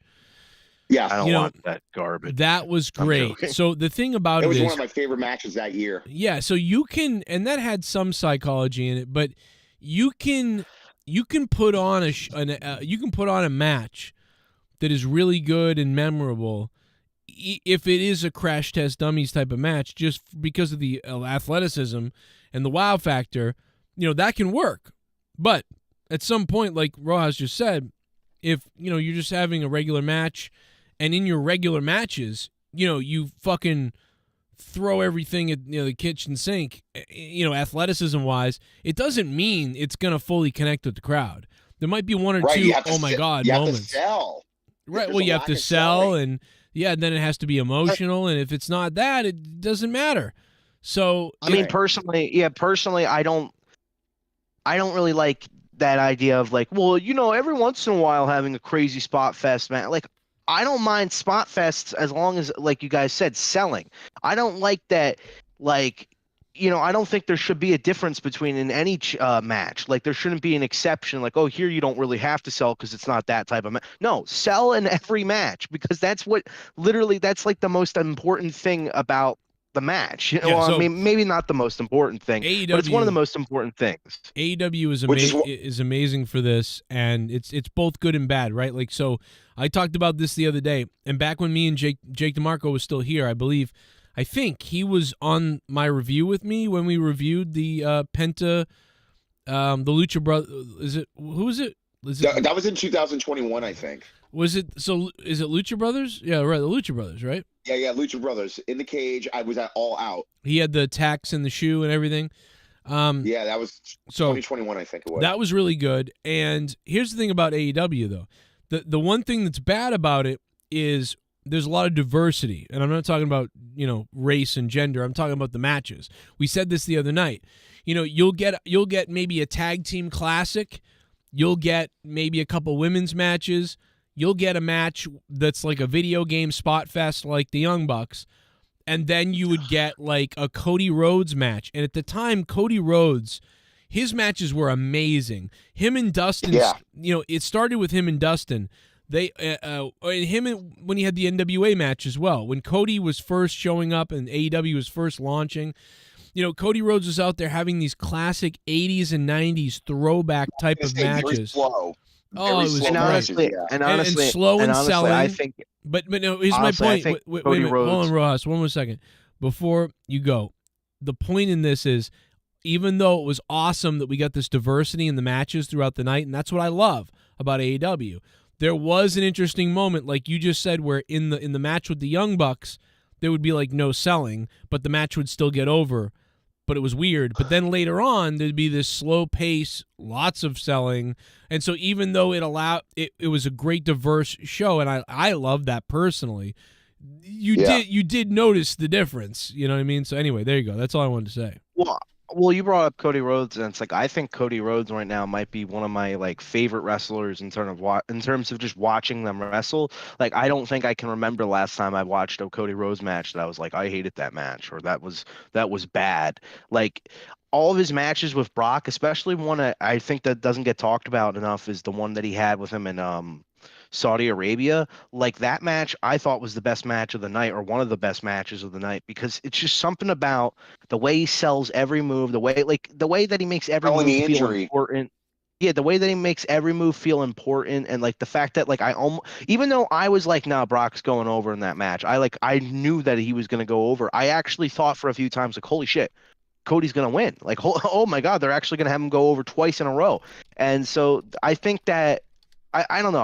I really personally love watching his matches, and I don't know why a lot of wrestlers can't do stuff like just sell the moves, you know. And I think WWE has the perfect blend in my opinion. And I know people don't like its style, it's too soft or whatever, but it's literally the most sense in terms of like it makes the most sense of like people actually sell their moves. There's way more psychology than you're gonna get in matches on the indies. Like I don't know.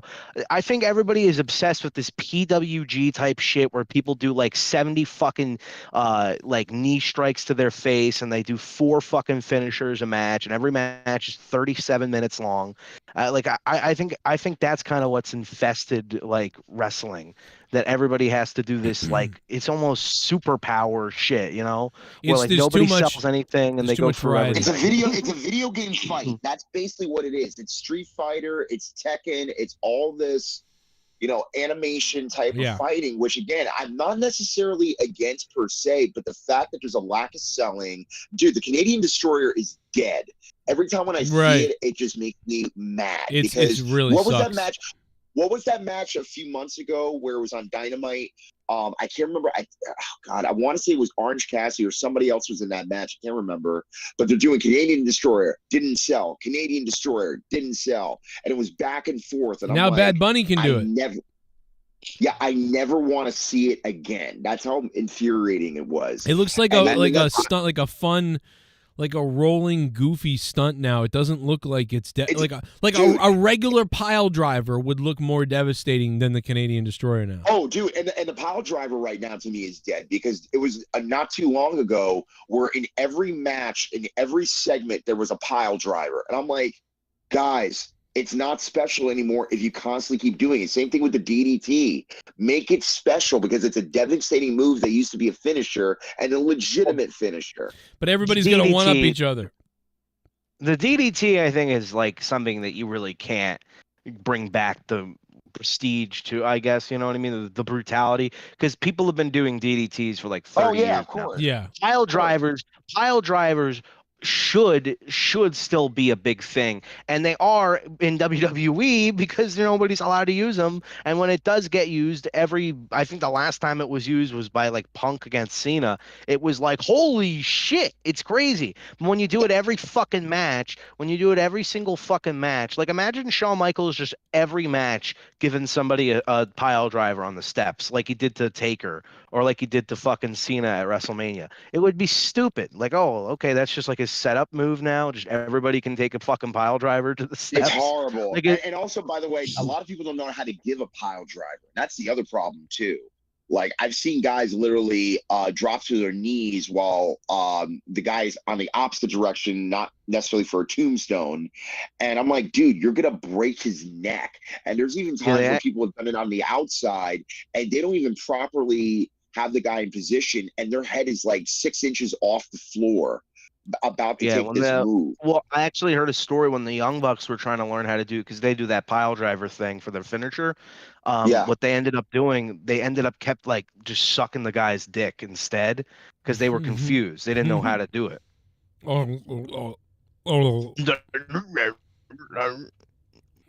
This is a true story. Gobble gobble. And then they were like, hey, you know what? What if we just stole DX gimmick, but instead of actually sucking it, we just do all their catchphrases and fucking hand signs, and not actually be an original gimmick. Yeah, we'll still the click signature sign. We'll still NWO's sort of kind of like, you know, we'll have a group and we'll call it Bullet Club. But nonetheless, Joe. And then we'll wonder why they fucking don't let us do the two sweets anymore. You know, what the hell, man? We just stole it. Cease and desist. But Joe, on a positive note, we know that going forward with Mania, I mean, we kind of have the idea that we're getting this rematch with Cody and Roman. I mean, again, if Cody doesn't win the Rumble, which most likely if he's not, it's going to be Gunther, probably, at least in the bottom 4. I'm assuming you're going to put Cody in Elimination Chamber in Australia, I believe, for No Way Out or Elimination Chamber, whatever the pay-per-view is going to be called. And I'm assuming he would win that way. But I don't know if SmackDown is doing the Elimination Chamber. I'm not sure if it's Raw doing it, because if it's going to be on SmackDown, Cody's not a SmackDown wrestler. So the only other way that I could see is if you do a big trade. Yeah. But at this point, that's really important. And we all know that the draft is crap. We all know. But I mean, what do you think, Joe? You don't seem to know, because every time we have this conversation, you bring up the same point about, well, Cody's on SmackDown, and we all say the same thing, that no, he's who gives a fuck about the brand split? They literally had Cody, but they literally had. And don't bring back the draft. They literally had him come out on SmackDown unannounced. So doesn't matter. How I won't be watching the draft. I literally won't won't watch the draft because it doesn't matter, and it actually angers me. It enrages me. If I watch the draft, I'm going to say the N-word 70 times on the show. It doesn't even benefit I'm not going to watch the draft. Not even the lower mid card, and it sucks. And the fact that they even brought back the title made no sense. Wait, roast off him. Roast off, and I'll let Joe. I'll let Joe answer the question that you originally asked him about Cody Rhodes or whatever. Beforehand, before I do that, I don't even know what I'm trying to say. What I wanted to say was, I think the fucking draft could matter. I think if they really actually put some effort in, and it does seem like they're doing something with the GMs. Hopefully, that actually leads to some shit. I don't know, but. If they actually made an effort to make the shows different and feel separated for the most part, I think it could work. I know that you, Joe, aren't really a fan of the concept of a draft itself, but we've seen examples of where I'm a fan of the concept. I'm not a fan of the execution of it over the last 10 years. Yep. No, even before it started, like even when it started in 2002, I mean, the fact you split up almost every tag team you could just to prove a point, and that didn't even work. Then you ended up bringing back all the tag teams anyway. Right. Could you hear me? I can hear you now. Yeah, we can hear you. I'm sorry, I went muted for whatever reason. Did you like it when they originally did it in 2002? I've never really liked it myself. I've never really liked it that much, but I understood it back then a little bit. I understood it back then at first, but by the time it got like month 2 or 3, I didn't care because all I wanted to see was certain superstars on my TV, and then eventually they started doing trades. The whole history with Paul Heyman and creative saying, why don't we do a raid on such and such talent and blah blah blah, because they sold Jericho and the whole 9. But eventually I didn't care, because it's like I cared about seeing everybody on the pay-per-view, and then they started doing their own exclusive pay-per-views, which again, I only watched the big 4 really, if that was the case, because then I get to see everybody. Well, I mean, I think you guys missed a big fucking era of wrestling. I mean, you missed a lot of shit with Angle. I said Bang. Oh no, I saw all those matches. I saw the matches. No, but I'm just saying. I think that was a perfect fucking representation of what the draft could be. I mean, you had literally Raw and SmackDown. Not only did they feel so differently, but also they looked very different too. Like the lighting on the show, the way that things were, certain things were filmed. Also, the fact that SmackDown, the announce table was at ringside, while the announce table on Raw was at the stage, which I don't personally like, but it did look unique. It did look unique for the time. And, you had different commentators. The fucking SmackDown referees had different shirts. And also, the storylines that were going on at the time were also pretty decent too. Like, you had the Shawn Michaels and Triple H feud. You had a lot of great matches. You had the SmackDown 6. I mean, I don't know. I just think that era of draft, that draft era or whatever, the first one was really, really good. And slowly over the time of by the time of 2000, I want to say 7 or 8 is when it really started to fizzle out. And by 2011, they just completely dissolved it. And they're like, it's whatever. No, there's no more draft. People can show up whenever they want.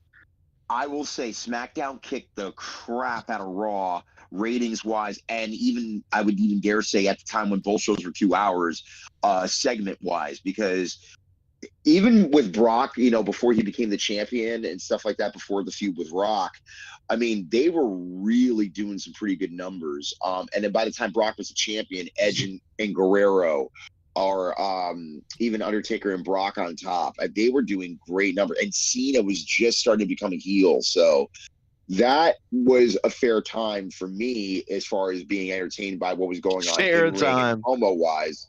It was fair to me because again, it was like this is what I should be seeing on a consistent basis. But I was selfish. I wanted to see all the stars, and that was just my personal opinion. That's also, I think, some of the best era of like pure wrestling. I mean, I literally got stuck watching just it was like a 10-minute clip or whatever of just, it says like Angle and Benoit going back and forth and trading awesome moves or whatever was the title of the video. And I was stoned out of my mind. And I got stuck watching this thing because it was so fucking good. Like when you know a match is good when you can get captured just like watching, like getting into the middle of it and you're stuck watching it. I mean, and I couldn't keep my eyes off of it too. It was so fucking good. And those types of matches would happen like frequently on like television too. Just pay-per-view type quality matches. My favorite match, if I can remember, at least as far as just being a TV match that I can recall, was 2004 Chicago go home show for Raw before Backlash, which was their show at the time, and it was Evolution versus, I think it was Benjamin, Foley, Benoit, and HBK, and it sold out. Hey,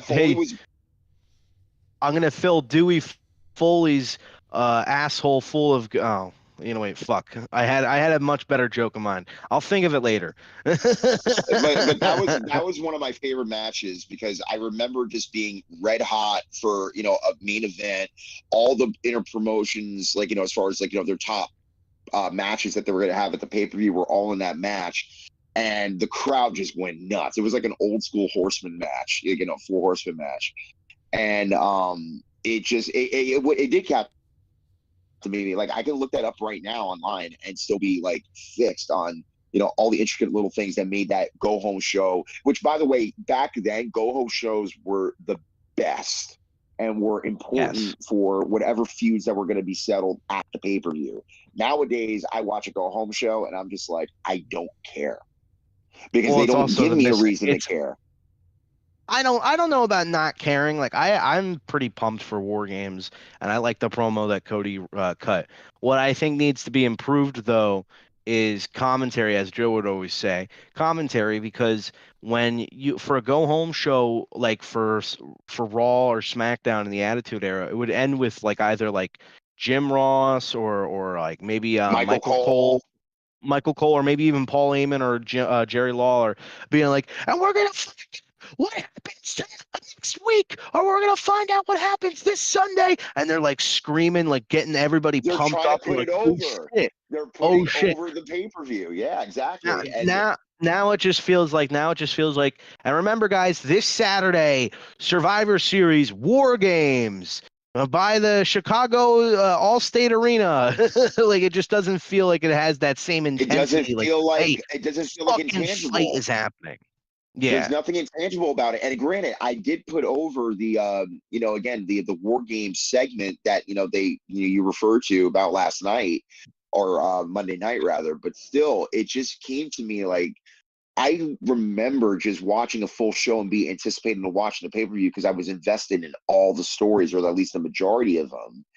And unfortunately, we've lost that as far as really putting a segment over. Like, for example, like back, like, in the early 2000s, getting ready for WrestleMania or like the go-home shows for WrestleMania were so well done that every single time when I watched a match, I'm like, oh my God, I can't wait for the next segment, and the next segment. It was always a build. And unfortunately, a lot of times I'll be watching, even for the opening card matches and the way that they're trying to set those up, I'm like, guys, these should be feeling like larger than life feuds, not just individuals, but feuds. And I think WWE did a good job this year with WrestleMania. They built up a lot of shit the past that I 2 was years. interested. The past 2 years.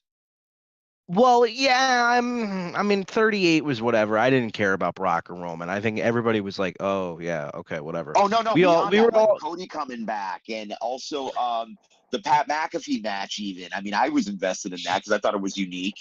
I think people like 38 for two reasons: Cody coming back and having a great match with Seth, and Stone Cold coming back. Stone Cold, but they're really what outside of that. Like you watch it again, like yeah, there was a good kind of tag team match with RK Bro and the Alpha Academy, and I think New Day was in that match, but I can't remember. But besides that, it's not worth like rewatching the whole show. But 39 was. It's an incredibly great show. Like even no night legends. 2. No legends. Exactly. No legends. No legends. I think it's the first time like ever that we had a main event of WrestleMania. 2 main events of WrestleMania that didn't rely on a legend or somebody from the past or like something to do with like, oh, let's get the women in the main event because we want some sort of politic or whatever, some sort of political shit. Like, hey, it's for PR reasons. Let's have Becky, for Ronda, PR and reasons, Charlotte main event. Which, by the way, When they should have had Kofi Mania. Dude, I was so pissed off. I was so pissed off that Kofi Mania didn't get the main event because no, it's time to make the women feel important. But they're like the match sucked. That match. I don't mind the concept. I do not mind the concept of the women going on last because it was important in that way. That wasn't my issue. My issue was, is the story more important than every other story you have on that night? No, and by the way, it really wasn't. It was, and also it was one of the longest WrestleManias to watch, just like for the past 4 years prior. That's why they made it into 2 nights, because they were taking basically what Wrestle Kingdom was doing and separating them for 2 nights, which was smart. And it should have happened years before. But that only got forced because of COVID. Yeah, that. They were going to do that. They were going to do that. Yeah, they were going to do that because they did it in 2020. Yeah, absolutely. 2020 was COVID. 2020 was when COVID happened. No, what I'm saying, they were thinking about it, and then COVID forced the hand. That's what they were thinking about it, and I think COVID forced the hand. I think they pretty much already announced it, but I could be wrong. It was already planned, yeah. Maybe. It was already planned to do 2 nights, and one of the biggest reasons because Wrestle Kingdom had done it, and they wanted to copy that model. Right. I mean, I do remember talking about it before COVID, that there's a rumor and it might happen, and I remember that, but I don't know. I just felt like COVID really was like, yep. And thinking back at WrestleMania 35, what we were talking about with Kofi Mania and stuff, I think they didn't want to put Kofi Mania last because they assume everybody would be really tired for it. But in all honesty, that was the most anticipated match on the entire show. So even if you did make that the main event and everybody was all tired and shit, everybody would have been like, hey, wait a second, Kofi Mania's happening, man. We got to stay awake. We got to stay awake. We got to stay around. People would have stuck around, and people would have been a lot more energetic for that than having a fucking horrible match with Ronda, Becky, and Charlotte, which, yeah, it did have probably the most build up in terms of all the other matches, but nobody cared about the feud. It was just like nobody really wanted to see Ronda win. Infuriating. It was even more infuriating with the finish and how that finish didn't have any setup going forward or blah, blah, blah. And everyone was just pissed off at Ronda. Everybody was pissed off at the creative for like, why would she, have her hand up if the referee counted 3 and there was no follow up? It was trashed, man, right from the get go. And it was. I'm gonna watch Kofi Mania tonight. Becky and Charlotte. And they just inserted Charlotte in the match. That was another problem. They had no reason other just the fact that it was Charlotte. Go ahead. What did you say, Joe? I'm sorry, I didn't. I think I'm gonna watch Kofi that match tonight because that was when you think about WrestleMania, that crowd was so good. That's one of my favorite of the 30s for sure. Like of the 30 to 38 or whatever we're on now. Yeah, that is one of the best matches and my favorite matches and memorable ones. Like I don't remember a lot. I really don't. Of the 8 last 31, 2, 3, 4, 5, 6, 7, 8, I barely remember anything. And that's one of the things I remember is I loved. Right. And Daniel Bryan's heel run was great. It was like 6 months of amazing, and they got rid of it. Yeah, I don't know. They did a lot of stupid things around that time, but Well, and speaking of that, like, yeah, you're talking about like that was probably one of the best matches of the 30s era. Now that it is officially over, the WrestleMania 30s era, like, can anybody say like what their like I don't know, maybe not favorite match, but like maybe like in the ballpark of like top 5, top 3 matches of that WrestleMania era? Because there, despite the fact that there wasn't so many good WrestleManias, there was some pretty damn good matches. Yeah, I can name a few actually. I mainly not because it was the greatest, but because of the pop.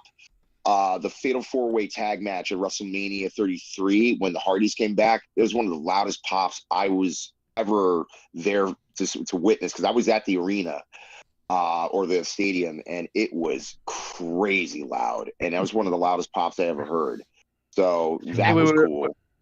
Hold that thought for a second. I just want to bring up that Steve Langenham in the chat goes, it's like you just think about that fun moment with the Kofi Mania, like Kofi with his kids and stuff, and like smiling, like, "You did it, Dad! You did it!" And then he just flashes forward to him getting squashed in 8 seconds by Brock. Yeah. Oh yeah. I just think that's fucking. I think that's or when later on he looks in the mirror in the back in the locker room and he realizes. Or I have the up down championship still. I'm still a champion. Yeah, I'm sorry. Oh my god. Well, he is a 15. He is a 15-time tag team champion, most tag team championships of all time. Great. That is and longest reigning individual tag team champion. Can you believe I wrestled him? Isn't that weird? It's crazy. Yeah, it's crazy, weird, bro. That's but weird. Anyway, go back to what we were talking about, like best WrestleMania 30s matches. What were you saying, Rostafa? I was saying the tag match, the Fatal 4-Way Tag ladder match that they had at WrestleMania 33. It wasn't the greatest, but it was just for the pop. It was great. As far as other matches that I liked, there was, again, even just in recent years with Cody and Seth was great. Also, just because it was fandom, it was because even though it was a legend returning, it was still fine. Kevin Owens and Austin, the No Holds Barred match. Yes, that's on there for me too. That was so crazy to see that. I will say, and Austin took a suplex bump. I do wish Cody, I understand it was just to be like pump up everybody like Stone Cold's here, but I do kind of wish that Kevin Owens got some more offense in because he did get his ass kicked, and he got the main event with Stone Cold, and it was probably crazy great for him, but in terms of what did his character get from that, it got literally nothing. He got to say I main evented WrestleMania. It's more for Stone Cold, yeah. But it was more for Stone Cold than anything, and I don't know. For me, I thought it would have looked nicer if it was a little bit more back and forth, because you're having Stone Cold come back after all this time. You could have really played up like, oh my God, maybe Stone Cold really wasn't ready to come back. Maybe there's a reason why he's been retired for so long. And then you could have worked in the him coming back thing and making a big comeback and stomping a mud hole. But instead it's just no, let's have Stone Cold just beat the shit out of KO for 20 minutes. I'm also surprised we didn't get a follow-up. I think we all were shocked that Stone Cold came back, right? We all we couldn't believe it. I couldn't. We thought he was coming back for Saudi. Yeah, well, you're right. And then we thought but that's the thing is, I'm surprised that we got him, and that was amazing and mind-blowing. I mean, it was up there with Shawn Michaels coming back after 4 years. I didn't think I'd see that either, and this was similar, but even crazier. But we never got a follow-up, and we really thought we were going to see him again. Well, okay, he can come back. Another match that I wanted to bring up was Daniel Bryan, Batista, and Randy Orton when that was not in the cards at the time, as we were talking about with Punk leaving and stuff. And it was going to be Randy and Batista, but then the fans gave their veto and says, no, put Bryan in the match, put him in the match, and he won. So that was crazy. The other thing that sucks is that it's weird that Bryan, won the belt that night in that triple threat match, but I remember, I think the better match is actually Triple H and him early in the night. I don't. No, I'll favor that. And not only was it a better match, but it was way more that's the match I actually wanted to see. I wanted that should have been the main event. Yeah, that should have been the main event. what they should have done is have Triple H be the WWE champion, because remember when they had Triple H win the title when he faced Roman at WrestleMania 32? Yeah, that was They should have horrible, had 'cause yeah. they should have had Triple H as WWE champion, Right. and the main event should have been Daniel Bryan versus Triple H. But again, this was a time where WWE didn't know what the fuck it wanted to do, and it was like, no, people they love Batista. And this Don't was you the hear the time- reactions he's getting? This was the time where Joe was losing his mind for like 2 months, which, by the way, one of the greatest shows he ever did, and I keep saying it, Fastlane 2016, where he just went off on the stupidity Well, that was 2 years of the prior. creative. Yeah, that I know, was 2 but years still, though, after. Yeah, it was in 2016, but in 2014, Roman was still with the Shield, and they were going up against the Outlaws, which, okay, I guess if you want to put him in a match with the Outlaws, go ahead. Didn't really. Yeah, do they that had much. nothing. They had nothing going on. Yeah, it was. I almost want to go into a side tangent about like maybe it was a little bit too early to break up the Shield, because I feel like there could have been a little bit more for them to do. They it kinda was did. definitely too early. They were committed to Roman. They went overboard for Roman. And Seth, because remember, Seth was being pushed Well, harder actually, than you're Roman right. at that time. You're right. Seth really got. Well, honestly, it was also Dean too. Dean was in there was a point where he was just main eventing every pay-per-view. Like in 2014, 2015, he had so many main events. And was also I keep saying this too, the biggest baby face in the company, no matter what you fucking say, no matter what. Oh no, Roman was more over, bro. Just look at the reactions. Just look at the fucking reactions that they were getting. It's not even it comparable. was impossible to make Dean a heel up until by the time it was going towards the end, and even by the time towards the end, nobody wanted to boo him. That was the problem. And they constantly paired Dean up with Roman to make Roman look like he's a better baby face. When it only served to hinder Dean, because Dean was like, I don't like, hey Dean, you know how you got this great shit going on? How about we put you with the guy that everybody keeps booing? And then we'll reunite you all just to click on the new. I don't Day know, man. Survivor I just kind of like do what I do, man. I'm in somebody else's sandbox, I don't know, man. Why do you I want to can't be really, the champion, son? I can't really do anything about it, man, until I get out of the company and I can complain Stone about Cold says, "Why do you want to be the champion so bad, son? Do you want to be a superstar?" That I see. That's the do you think, like, I don't know, do you think that Dean just put up with more shit instead of like doing what LA Knight did, where he was just like puts up with shit to an extent and then he's just like, no, I'm not doing that. Like, kind of like, you know what I mean? Like, you didn't have an attitude. I think having the attitude helps you. I think having the attitude helps you, because I think what Dean was doing was like, I don't know, man, I don't really want to do that. And then they're like, no, you got to do this, you got to do that, and whatever. And then Dean's like, all right, well, okay. Like, that's kind of Dean. That's why LA Knight being like, nah, man, what the fuck? I don't want to, like, no, fuck this. Like, you got to have that attitude. You have to voice your opinion, because again, it's called collaboration. WWE gives a directive, and if the talent says, well, okay, I can make that work, but then this doesn't work because of such and such, then all of a sudden you're considered a liability, which is BS. And you need to have wins too. You got to have wins. You got to do things for them that work, and you get it over. And then you've got to do things when you say you're going to do something, and you've got to get that over, because when you double up like that and you say, hey, WWE, look, when you ask me to do something, I make it work. And hey, WWE, when I have an idea and I ask for it and I get it and then I do it and it works. Now you've got all the trust. But if you're doing stuff the company wants, like Keith Lee, and it's not doing very well, and then you ask if you can do some things, and then that doesn't really make any sense either, well, now you're 0 for 2. And now go out there and be the bear cat and shut the fuck up. But then, oh no, you're gonna complain that I don't understand what a bear cat is. And okay, well, you'll never understand anything. Yeah, I didn't understand people's hatred of his heel turn, like him being like, oh, him bringing up Roman's leukemia. Like, yeah, that's what a fucking heel does. Like, I don't understand like, people who got so mad about that, and like apparently like that affected John, or John Moxley. He didn't like that. I'm like, dude, that's the shit that heels do. They make fun of people's fucking crippling diseases. They don't give a shit. No. It was the gas mask stuff that was stupid, and being like the pooper scooper line. But the stuff, there was some stuff that he complained about that I'm like, do you just not understand that that's what a heel would do? And it's also something that John Moxley probably has said in the past, so I don't know. I did kind of get us off topic. The leukemia thing, yes and no, because some people thought of it as cheap heat, but then you could still use it because it was a real deal as long as it was approved by everybody. Yeah, absolutely. Go use it. Go do it. Make money. It's really a mutual consensus, I would think. But there's also been times where, whether it be WWE or any other company, that didn't need your mutual consent and did it anyway. So, and Stephen Langenhan, Dean wanting a bloodbath with Brock. I'm sorry. That's, I mean, I guess it could happen because Brock did have a few bloody matches around that time.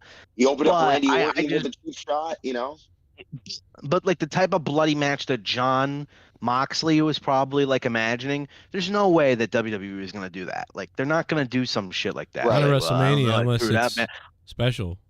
Yeah, like imagine him just like this. I'm assuming that his idea is like, I don't know, man. I threw out some ideas. I said, hey, man, can I use a chainsaw on him? Well, we know what his ideas are now after watching AEW. His idea is to get busted open every week. Yeah, no wonder why WWE put a limit on him. And guess what? I liked him better that way until he really started to seem more checked out near the end. But early Dean Ambrose post Shield is definitely one of the best baby faces they had around that time. But bringing back to the topic of good WrestleMania 30s matches, I think one that I was super pumped up about the story of, and I really liked the match itself, was the triple threat Daniel Bryan versus Edge versus Roman. That was probably one of the best, it was one of the best triple threat matches we've gotten in recent years, but it was also, at the time, one of the best built WrestleMania main events, for a very long time. It was a main event that actually people cared about and, were invested in the story, and the promos around this time were so fucking fire from everybody. And going into that match, I think a lot of people thought Roman was going to win, but you could see it kind of going any other way, which I think really is a part of Roman's reign that sort of kind of disappeared. Now that he enters matches, unless it's at WrestleMania, you're kind of like, I don't see him losing. I see him winning. But this was the time where his matches, it could go either way. So, and I really love that match. And and it was kind of quick too. It wasn't 30, 40 minutes long. It was just a nice 20-something minute triple threat match, really explosive action. And they did the double concerto stack atop each other pin, which was cool. Yeah. And very iconic. And then, the Cody and Roman match was amazing too. I think for all the right reasons. For all the right reasons, yes. Even the finish, because people were still pissed off. Even to this day, Cody should have went over. No, it's the chase. That's what it's about. I mean, I don't know. I think if he went over, you'd be singing a different tune. You'd be like, yes, this was the perfect time. But not whatever. necessarily. It still would have been the same. Okay, they put the belt on him. Great. But again, what did he do to earn that spot, despite the fact he'd only been back for a year and was out the majority of that year with an injury? He wrestled with that injury in a 30-minute match. In a 30-minute match, and he still had to do constructive surgery on himself and be away for 9 months. I got to say that I was, looking back on it, we have a chance to sort of call me out. I have a chance to call myself out. I don't think I was, I was a little off. So, I thought Dean was my favorite of the three originally, but, before Seth had his run and started everything, I thought Dean was the most promising one. I thought he was going to be the one to whatever the fuck. And I was putting his real estate at, man, this guy could be, let's say Hogan and, The Rock and Stone Cold, they're all 9s and 10s. And Shawn Michaels is even, a 9 or 10. I would have put Dean Ambrose as, I think this guy can be an 8. I think he can really be an 8 out of 10 top star. And it turned out, that he really, I think he only hit he sort of hit a 7 or a 6.5 or whatever. He's I'm trying to think of someone in the first 10 years, or the first 10 WrestleManias. Do you remember Roddy Piper, when Roddy Piper just kind of was this mid-carder who was doing stuff with people and it was all right, before WrestleMania 8? When Roddy Piper was sort of doing that stuff, it was he was great on the mic and he was such a great heel and an antagonist type of guy. And then he'd have okay matches with people here or there, but he really wasn't wrestling much anymore. He went into the movies and stuff. But like, it just kind of reminded me of that sort of mid-card guy that could be the champion but isn't in the company. And Roddy Piper certainly is better than Dean Ambrose. I'm not saying that. But like, he didn't live up to what I was predicting. So in the end, it's taken this long to figure it out, although I think we kind of figured it out even when he did that Stone Cold podcast was when we really figured it out. Yeah, but he just didn't have that he didn't have that drive. And he had Nashlin he had the excuse on his shoulder of maybe it's WWE.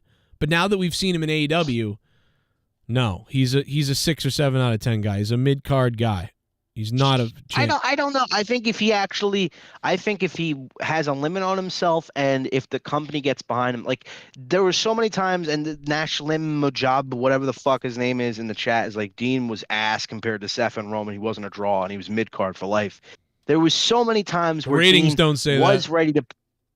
There was so many times where Dean was ready to fucking like push through that ceiling and become like a big main event star, and he was in a sense, but the WWE never fully got behind him like they got behind Roman and Seth.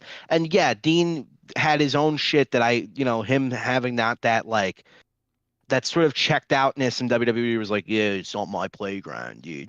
So he didn't really want to try and like combat them with like his type of like, no, we're going to do this. Like, yeah, I don't care.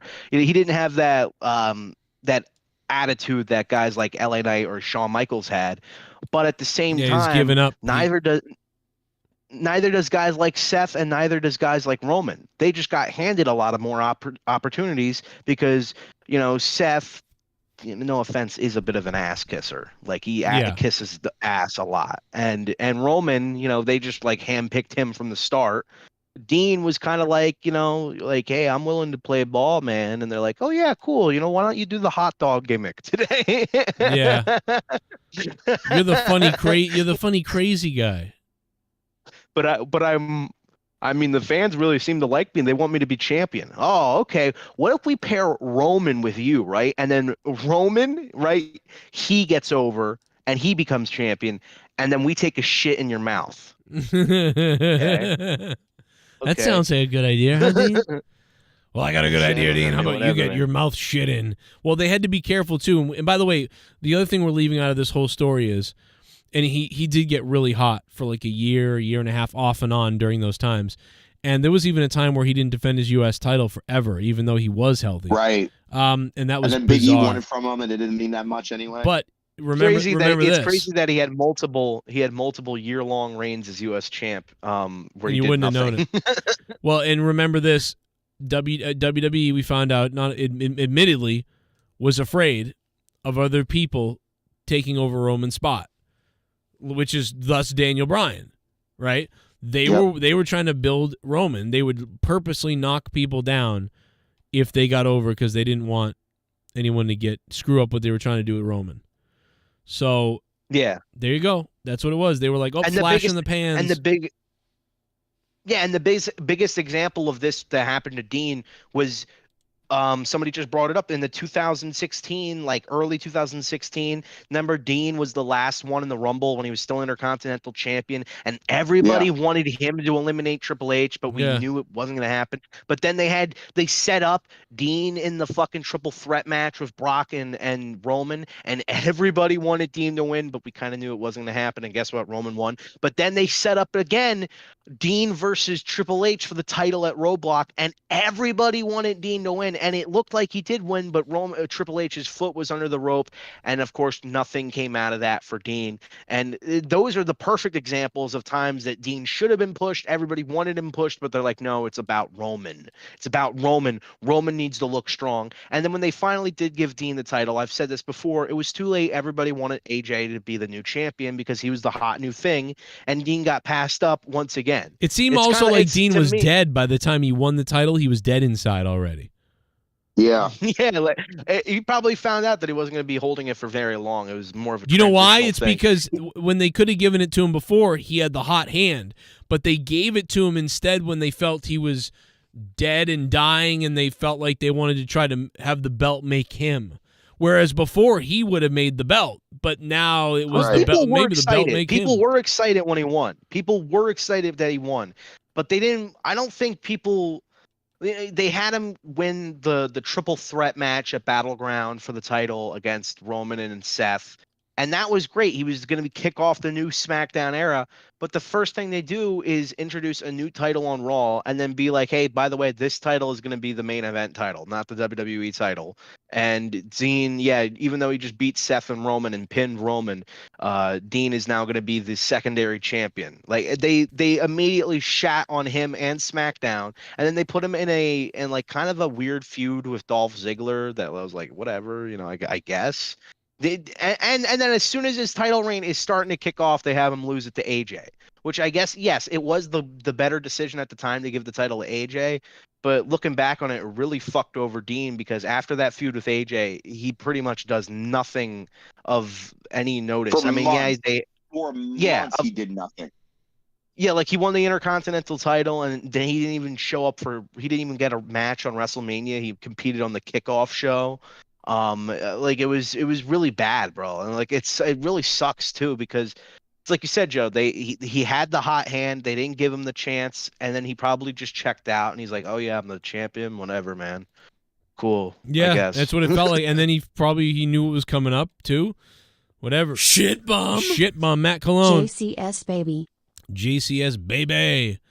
What up, Matt Cologne? Thanks for becoming a $5 shit bum and donating. Guys, if you still want to donate, you guys can support the show still and help us be more badass than ever. And donate using the link pinned to the top of the chat.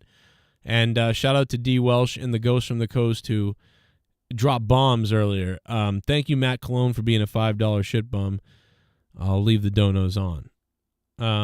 We lost Omar Fakarani. He went to find a hooker in the streets of London. Went to go fuck around and find out, basically. London calling. And going back to the whole Cody versus Roman match, I think Cody versus Roman is probably the best, like we were saying, probably the best main event WrestleMania. Not in history, but certainly in the 30s. Allison Tuckwab, baby. She's here. Dropping the $5. The pussy lips drop. Allison Tuckwab. Aaron Rodgers might come back. Pussy marijuana. Yeah, so I think Cody versus Roman was the best WrestleMania match of the 30s. Because it's just and a close follow up to that would probably be the Usos versus Kevin Owens and Sami Zayn, although there was way too many super kicks. But the fucking story to both of those matches were great. The psychology was great. And especially with Roman and Cody, where that was, like Joe said, it has that classic just wrestling vibe from the 90s that you don't get anymore with a lot of wrestlers and a lot of matches, where it feels like, yeah, maybe it's less flashy stuff, but the stuff that they do is so important, and it's just, you are hanging on to every single thing, every hold. Like when Roman is stuck in the fucking the figure 4 leg lock, it's like one of the most awesome moments of the match, even though we've seen it 100 times in different matches. The way that it's being done right now and executed, and the point of the match and the story that's led up to it, and everything that's built up to it is making it literally the most important point of the match at that moment, and everybody is on the edge of their seats. And the fact that it was a tag match that main evented WrestleMania Night 1 of this year, which was probably one of the best tag team matches. That was a gimmicked match. It wasn't a gimmick match. It wasn't a ladder match or a table match, whatever. It was a straight up fight. And yeah, there were a lot of super kicks in this and that, but honestly, at this point, I justify it. That Orton announcement was cringe. I don't care for Cody Rhodes. Law Knight should beat Reigns at Mania and fake D-Doxert Welsh. That Orton announcement was cringe, says Randy Viper. It was a little bit. We haven't really talked about that, or at least I haven't since I've come back on tonight. It was a little bizarre that they kept saying, like, it was like, all right, we got it right away. And then they had to, like, say 3 other, like, catchphrase things for Orton. It was weird. And I thought it was bizarre, but the crowd was hyped for it. And Yeah. They I got think it. They Cody understood. probably was told like, hey, don't say directly Randy Orton. He's like, okay, but you can drop as many hints as you want, and he did. And then they're like, okay, we're just gonna announce this Randy Orton anyway. And they were like, then why don't we just say that? You know, if they, because they literally have written on their YouTube channel like Randy Orton is returning. Why didn't Cody just say that? You know, that didn't And it's make any ironic sense. too.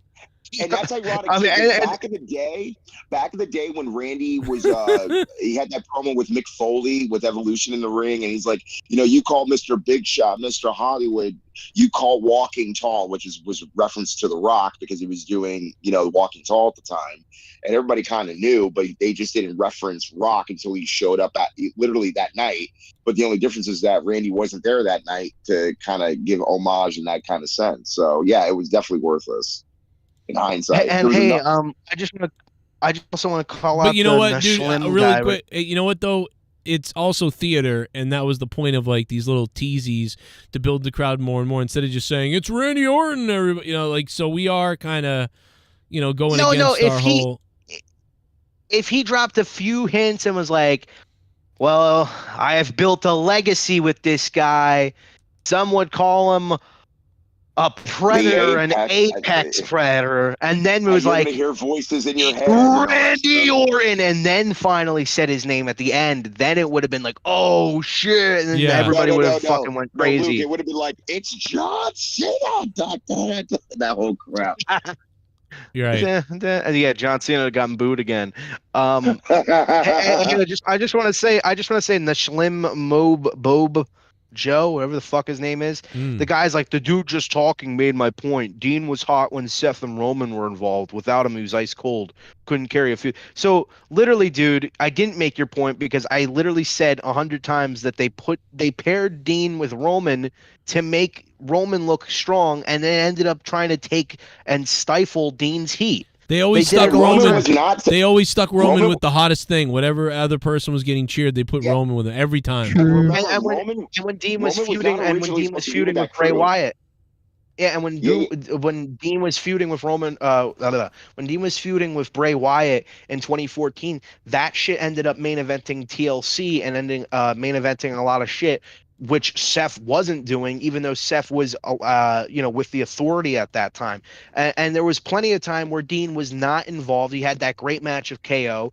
The time that Dean, the only time that Dean was really involved with Roman and Seth is, he had an on and off feud with Seth, but with Roman, it was either he was tagging with him or whatever, and people liked Dean more than they liked Roman. And then I guess what you're saying is as soon as he got away from Seth and Roman, I'm assuming what you mean is when he became champion and then he went to SmackDown and had the feud with Dolph. Well, as I already explained, that wasn't the reason why Dean wasn't as over. It's because they waited so long, and then when they finally gave him his moment, they immediately undervalued his championship and said, hey, it's the secondary title, and we're introducing a new championship that's going to get a better spot in the card, even though SmackDown won this big thing.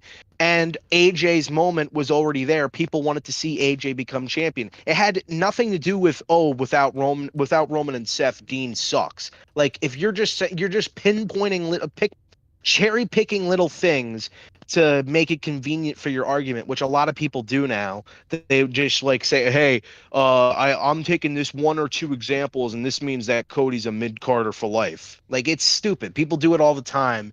And it's just like, I get it. You don't like the guy, but to say it for this reasons, this is the reason why he sucks. It doesn't make sense. That dude talking just made my point. Dean was hot when Seth and Roman were involved. Without them, he was ice cold. Couldn't carry a feud. Naslim Mobojo, thank you for the donation. Is that the same donation? Yeah, I saw the donation come in before it actually came in, and I wanted to rant on it because he completely misinterpreted my words. He missed the point entirely. And again, and by the way, there's another match. Hold on. Mania 31 Roman versus Brock was best Mania of the 30s. Oh, no, stop. What? Stop. That was awful. Now, all right, Joe. No. He's talking about when Seth cashed in. Oh. Yeah, that's the only reason. That is the only reason. I was just about to rant. If you're referring to the finish with Seth coming in and cashing in the Money in the Bank, the finish, yes. The match, no, not even close. The only reference in that match that you could say, okay, that made the match kind of what it was when Brock uttered the word Suplex City, you know what, and that's when they started chanting that. That's when it became a T-shirt.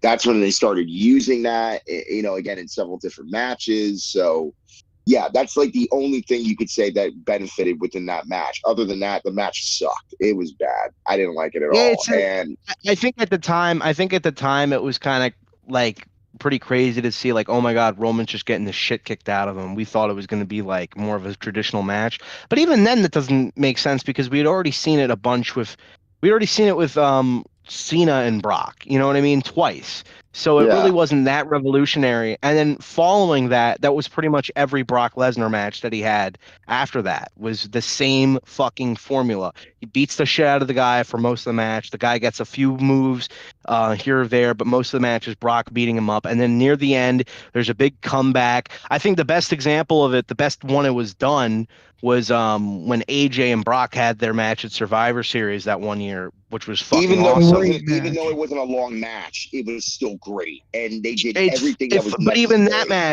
But even that match followed the same formula as the Roman and Brock match, but it did it better because AJ's comeback. Not only did it look is AJ, you know, better at, you know, wrestling in my opinion, but also I just think that the way the match was structured too, like the match at WrestleMania was really fucking long, and it felt like a slog. Too long.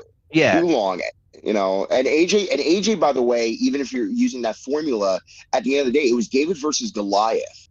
AJ has always been like Shawn Michaels, underdog, undersized, but yet still makes up for it for being not only a great worker, but also, again, the selling.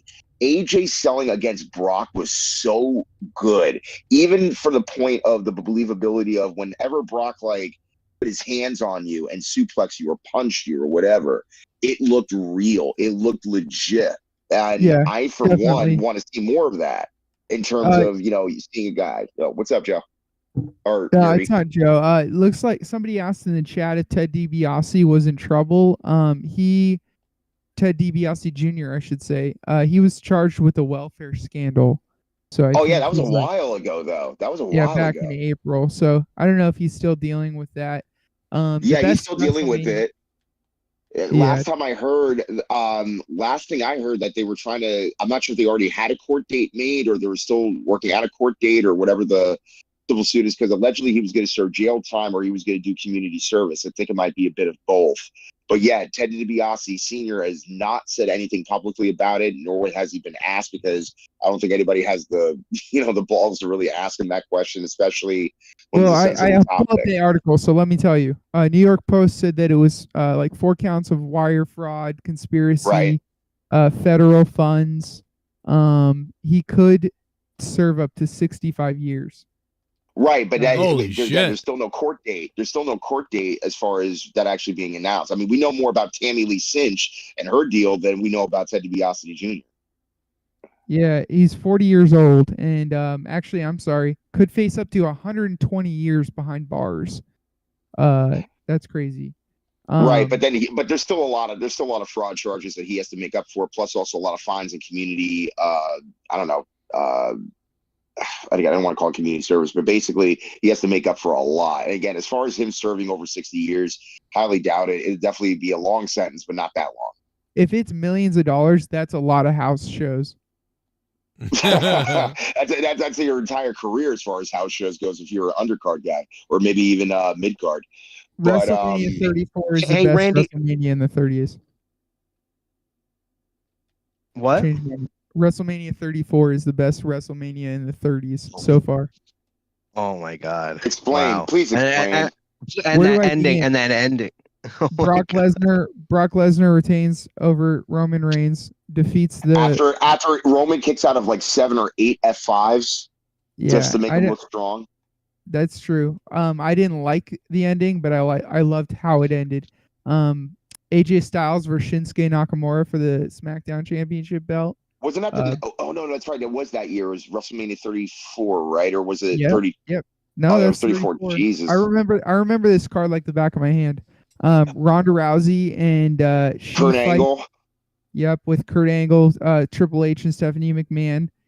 That's a great one. And that was so funny because that was the same year or the year after when they had Kenny Omega and Okada in that big like six-star match that they had. And WWE was like, I don't know, somebody, a representative of WWE said, oh, we're going to top that with, AJ and Shinsuke. And I'm like, you didn't even come close from a wrestling point of view. As far as a story, it sucked for me to see Shinsuke lose, and then all of a sudden they just turned him heel just for the sake of it.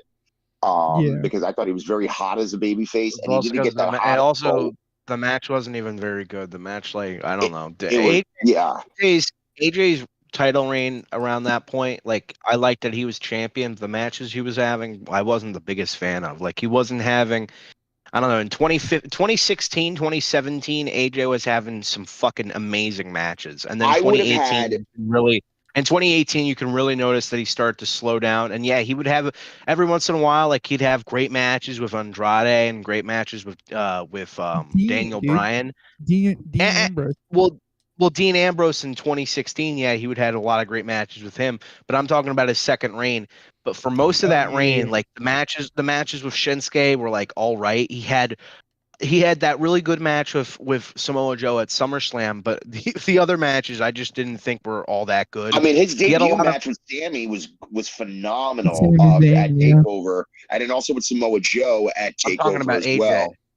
No. I know. But with AJ though, even with the Shinsuke match at WrestleMania, my opinion, Shinsuke should have went over, and then AJ should have went heel because he, after when he lost, like I would have done it like that.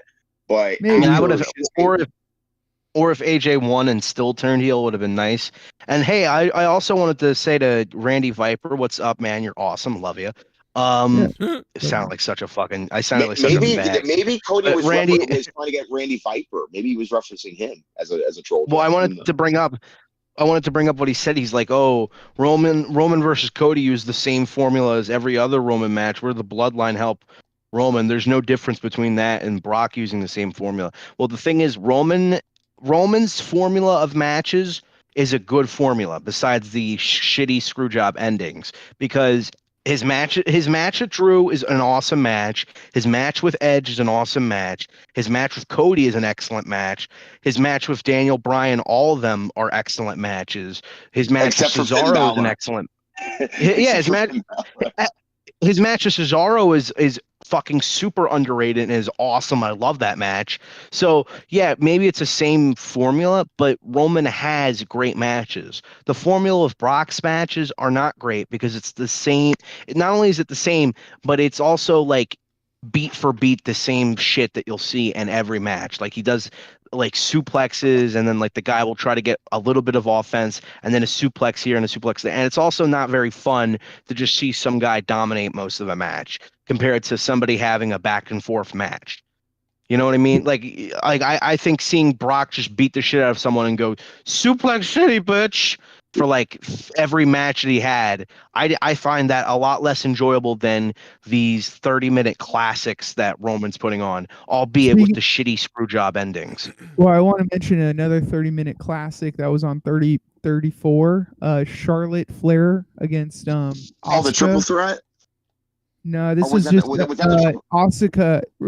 When she ended Asuka's streak. Her defeated. Oh, streak. I thought it was the triple threat with Sasha and was it Becky or was it somebody? I thought it was a triple threat. No, never mind. No, that was the next year. Yeah, this is a great classic match. One of Charlotte Flair. I feel like this was one of Charlotte Flair's first like breakout matches. I know it wasn't her first. Isn't that when she went from the Divas Championship to the Women's Title? Is that when they made the switch? I think it was the next. It was the year before. Was the first time. It was 2 years prior. This was the SmackDown Women's Title match between Asuka and Charlotte. Got it. Okay. I always get 32 and 34 mixed up. Yeah, I always get 32 and 34. Asuka definitely should have been protected in this time. Yes. And they should have just had Carmella cash in to stop anybody from losing, but instead they're like, no. Hey, Asuka, anytime. Asuka is obligated to have every match with Charlotte end in her either getting pinned or her submitting. All right, Yeah. she is basically Charlotte's bitch, and And I do have a it's boner so saying funny. that.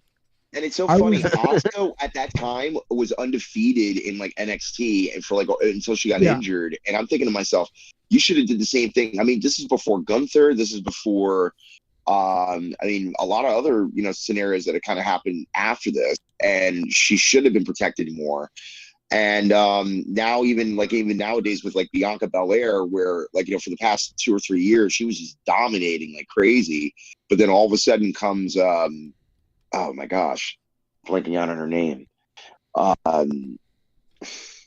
my gosh, it's too late for me to do this right now. But nonetheless, there like more people came in just to like pretty much take that rub and that spotlight, and it just filters in. It's almost like nowadays, like every 2 or 3 years, there's always like that new woman, that new female that comes in, and then becomes like the #1 star.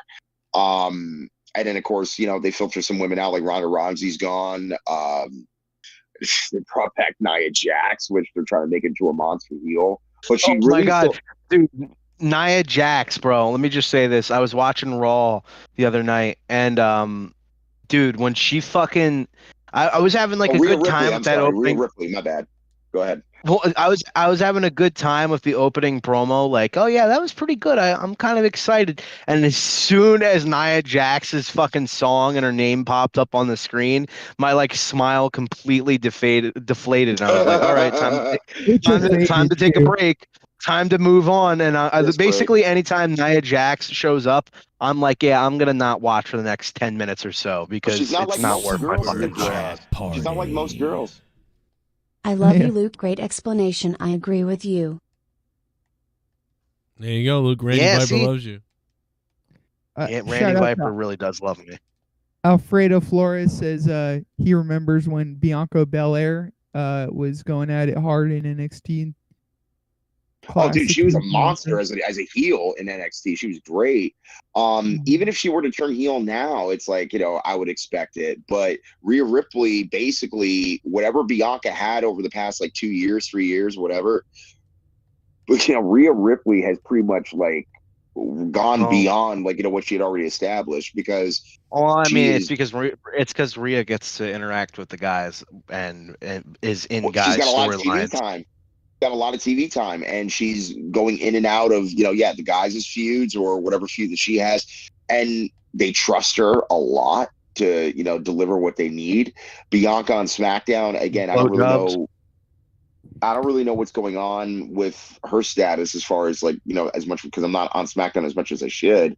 Her But SCD status. Hey, well, yeah. Well, I mean, I think this is what I think. This is why putting females in groups with guys, I think, is always smart, and I don't know, WWE never really did a lot with it, like, because putting together a group with Edge at the time, Damian Priest, and then putting Rhea Ripley in that, you had Rhea Ripley interact with people, with guys that like are Edge is like a big time level player, and he's a lot more important like as a legend than, say, no offense, than Lita or Trish Stratus.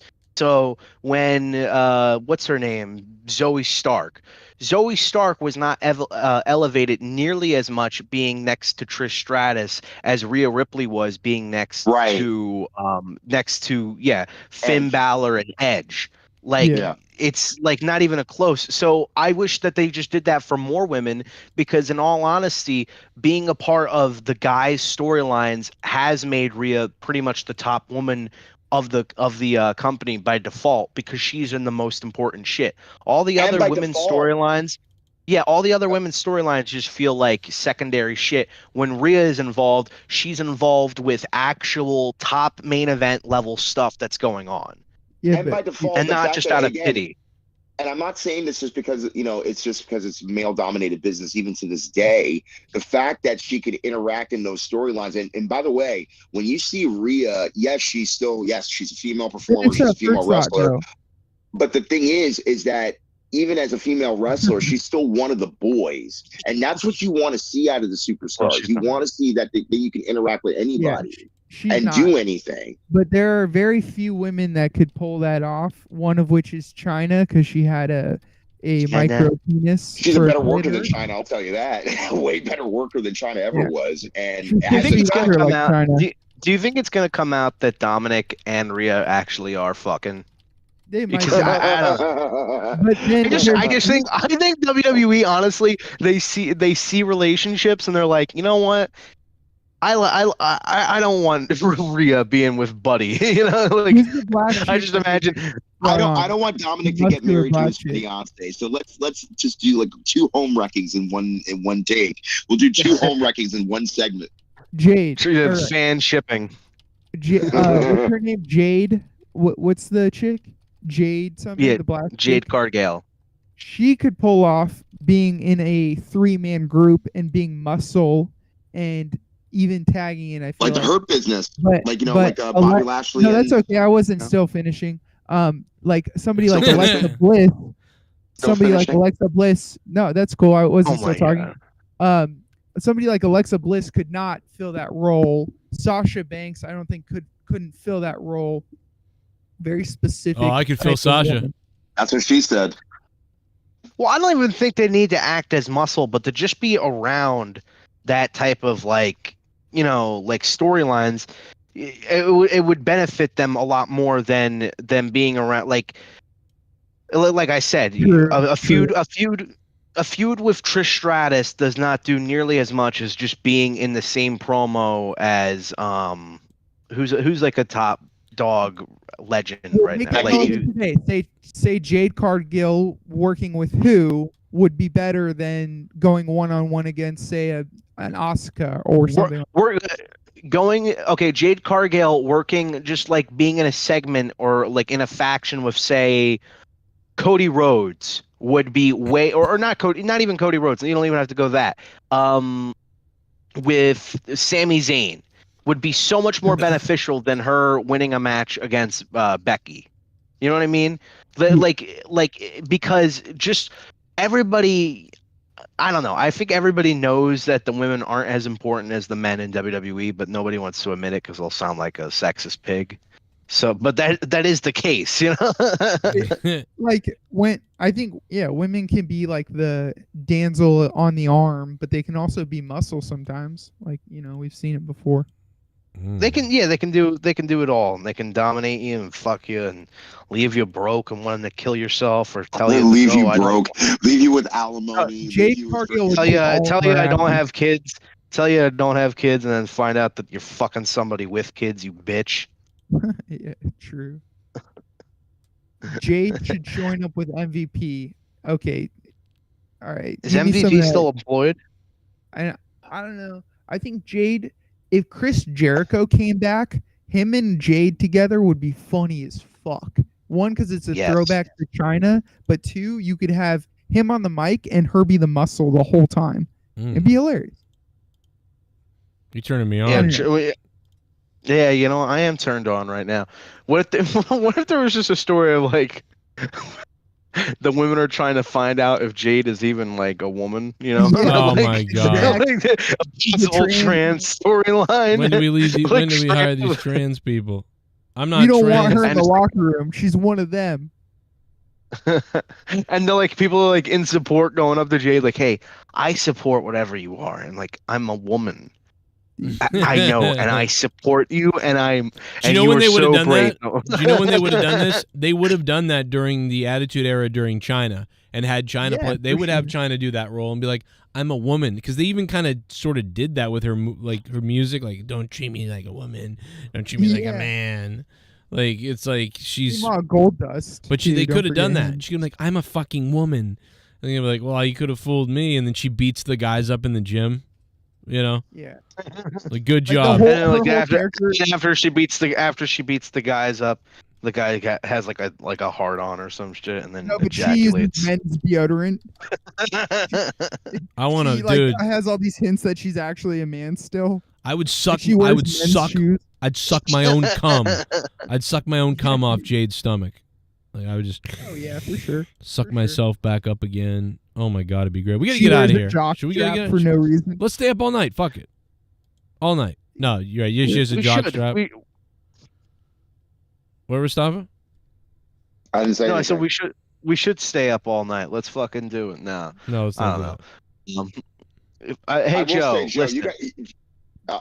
you go ahead, Luke. Whatever.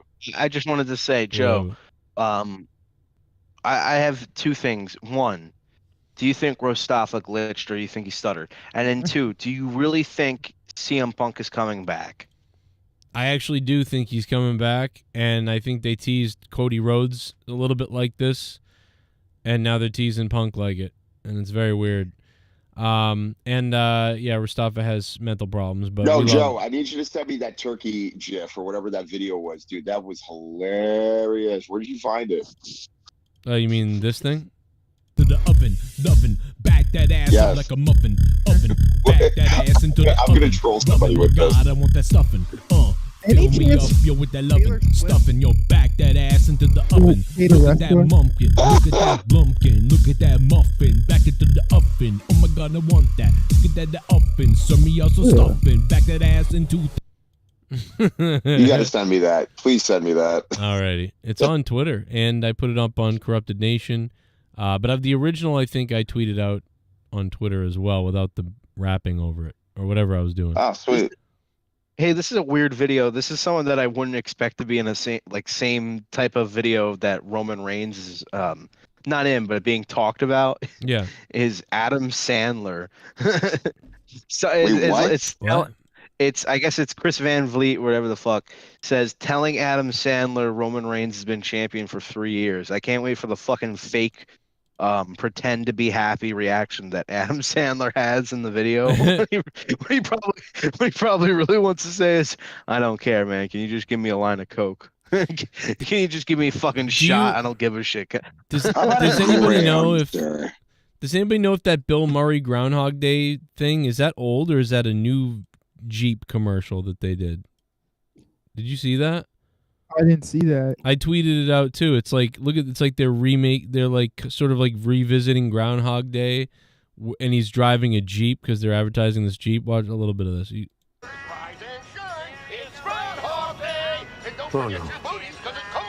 He's like back there. Phil? Hey, Phil! No, not you. It's me, Ned! Oh, I have seen this, yes. Ryerson! Okay, little I like how the guy that plays Ned Ryerson, by the way, has looked the same for the last 40 years. He's like been bald and everything for the same amount of years. Good job. That's different. Good job. Hey! He's running the town people over. So yeah, you get the idea. It goes on and on, but there's just a funny remake shots, and I mean they really filmed this. And they did all these remake shots. And...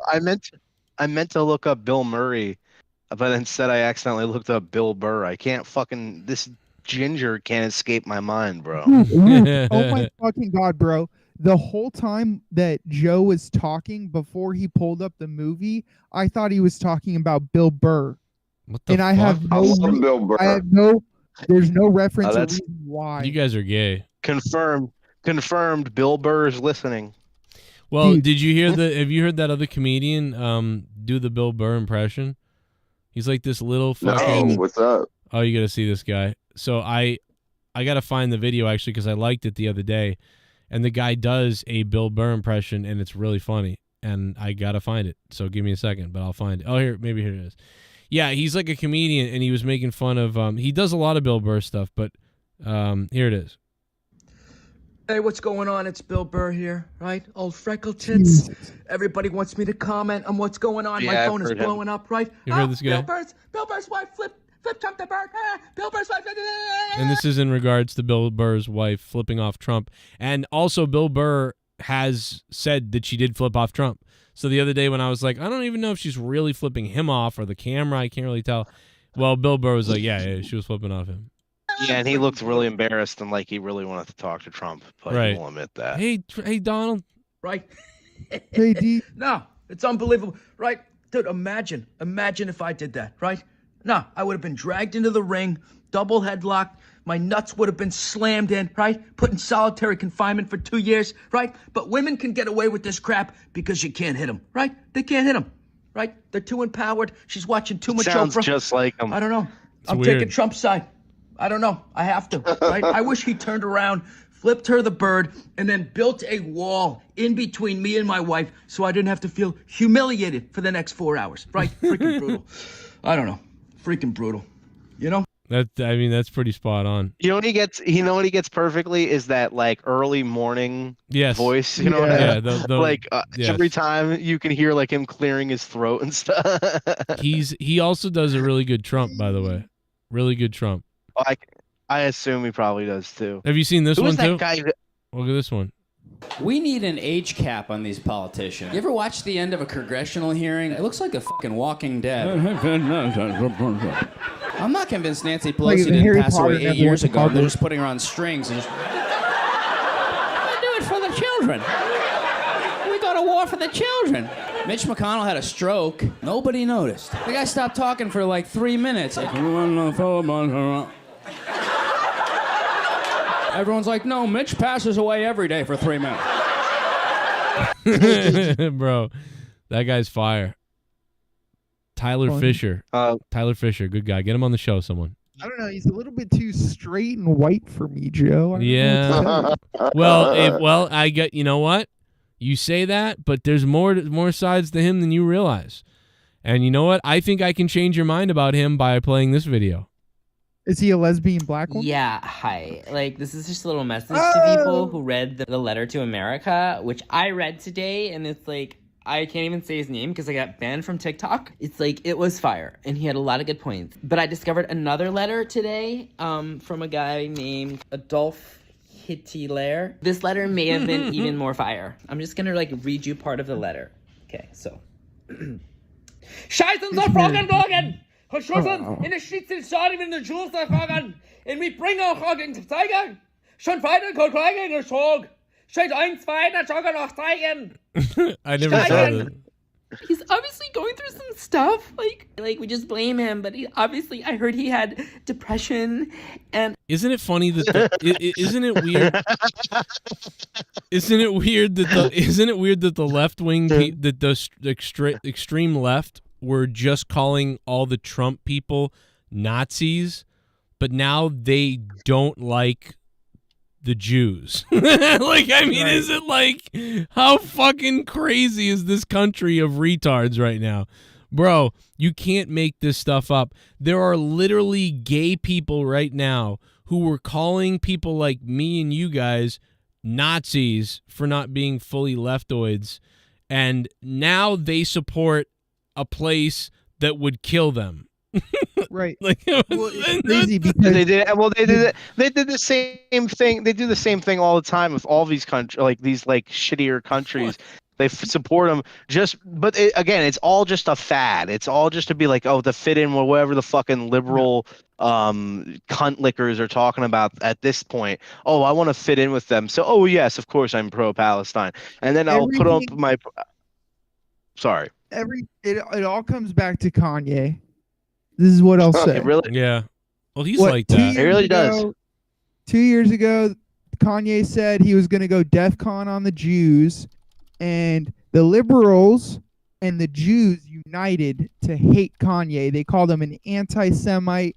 They canceled him, and they went around and they devalued the word anti-Semite. They devalued the word a terrorist. They devalued all these things. So then Hamas goes and kills 1,300 Jews, and all of a sudden Kanye doesn't look like so much of an anti-Semite. And not only I mean, what he said was pretty. If what you just said that he said was true, then yeah, that is pretty anti-Semitic to say. I mean, there's no like, oh well, I bet you guys don't think I'm an anti-Semite now that terrorist act happened. Like, no, you can still be an anti-Semite. Like, I don't think in a case of someone committing like a murder makes. Oh, well, I mean, all I did was push a lady down the stairs and she lived. Like, isn't that better? Speaking of committing murder, I'm rewatching the Tony Storm Hikaru Shida finish from last pay-per-view. And I'm not gonna lie to you, and I wanted to make a rant about this last Saturday when it was happening, but I wanted to save it for the night just because So that finish, out of all the finishes that I've seen recently in women's matches, was just I don't even have the word. So basically, as you guys remember, she did the spot in the corner where she had the frying pan or wherever she had, and then went ass first and Sheeta's face. But here's the problem: the pan fell out of her tights. Yes. Then Aubrey Edwards acts like she doesn't see it, but she does see it. Then as Tony goes for the pin, you can literally see the pan, and Aubrey Edwards is right next to the scene of the crime and counts 1, 2, 3 as if nothing went down. That match should have just been no DQ, period, and it would have been justified. I was laughing. I forgot to bring that up in the review, but I was laughing when that happened because I was like, oh my God, the pan fell out. I mean, it would have been worse if it had fallen out and stayed on the ring, on the mat. So like somehow, luckily, her tights held it like in a way that it looked like it was part of her outfit, kind of. But it was just like it was kind of. It was so stupid. It was one of the other reasons why I'm like, wow, the refereeing in this company needs to needs to get better. The other thing is, and it's just not. Aubrey could have chose to count in a different spot that would have made it seem like she missed it a little bit more. But she was like very obviously looking at it and also then counting right on top of it. But it was I tweeted that out actually, and I was trying to get a response from like a person that I know that is pretty close with like some people over in AEW. He's just like, dude, can you justify this at all? And he's just like, bro, I can't. He's just like, well, it's an accident. Tony Khan. I mean, it's a fucking accident. I don't think I didn't think it was that big. But they could have did a different camera angle. That was the other problem too. They could have just panned the camera to another. It'd be funny. It happened quick. It'd be funny if who Rastafa talks to that's inside AEW is actually Tony Khan. Hey, can you Tony ask Khan. Can you ask whoever your inside guy is, like, can you ask them if it's dress code to have your beaver waxed? Like, is that mandatory, or do they just? That's why it's called Manscaped. Order a Manscaped, son. It's okay. All that pan thing happened way too quick for a director and all those people to be like, oh my God, be careful with the shots. It just didn't happen. And I just remember, Joe, in the first match, the opening match, they missed the crucial shot where Yuta shoved oh my God, Taz's son. None of them are worth it, so it doesn't. Dude, they missed the crucial shot with Hook. Yeah, and I'm like, God. Yeah, it was after the first match at the pay-per-view, and Yuta was checking on. Wait a second. Hook, isn't that from Peter Pan? That's Robin Williams and what's his face that played Hook, yes, and various other different. On-card autograph. I don't care anymore. I don't give a fuck. Hey, listen. Right. I'm running on like barely anything tonight. Yeah, we're You're out of running here. on Wawa right now. We're out of here. Luke, we'll see you guys. Yeah, we're getting out of here. We'll see Go you. get Wawa. We'll see you Turkey night. Later, we'll see you. Later, boo. Love you. Love you guys. Hey, chat, man. Thanks, everybody, for being here tonight and hanging out. Shout out to the Ghost from the Coast and D. Welsh, man. That was huge. Thank you for those guys. Thank you so much for those donations and all the donations throughout the night from everybody. Thank you guys for really helping out the channel tonight. Thank you. Randy Viper, Naslim, Allison Tuckwab, Matt Cologne, Black Saw, Johnny Hex, and then, of course, D. Welsh and the Ghost from the Coast. Even Omar Fakarani, fuck around and find out. Hollywood Guy, Jaff94, congrats on the child, baby. It's born. El Tapo and Colonel Stutters. And I'll see you guys next couple days. I think I'm going to jump on Twitch and stream Diablo tomorrow or the day after, so look for my Twitch alert. We'll go old school on Twitch. Love you all so much. Have a good Thanksgiving. Otherwise, I'll see you tomorrow.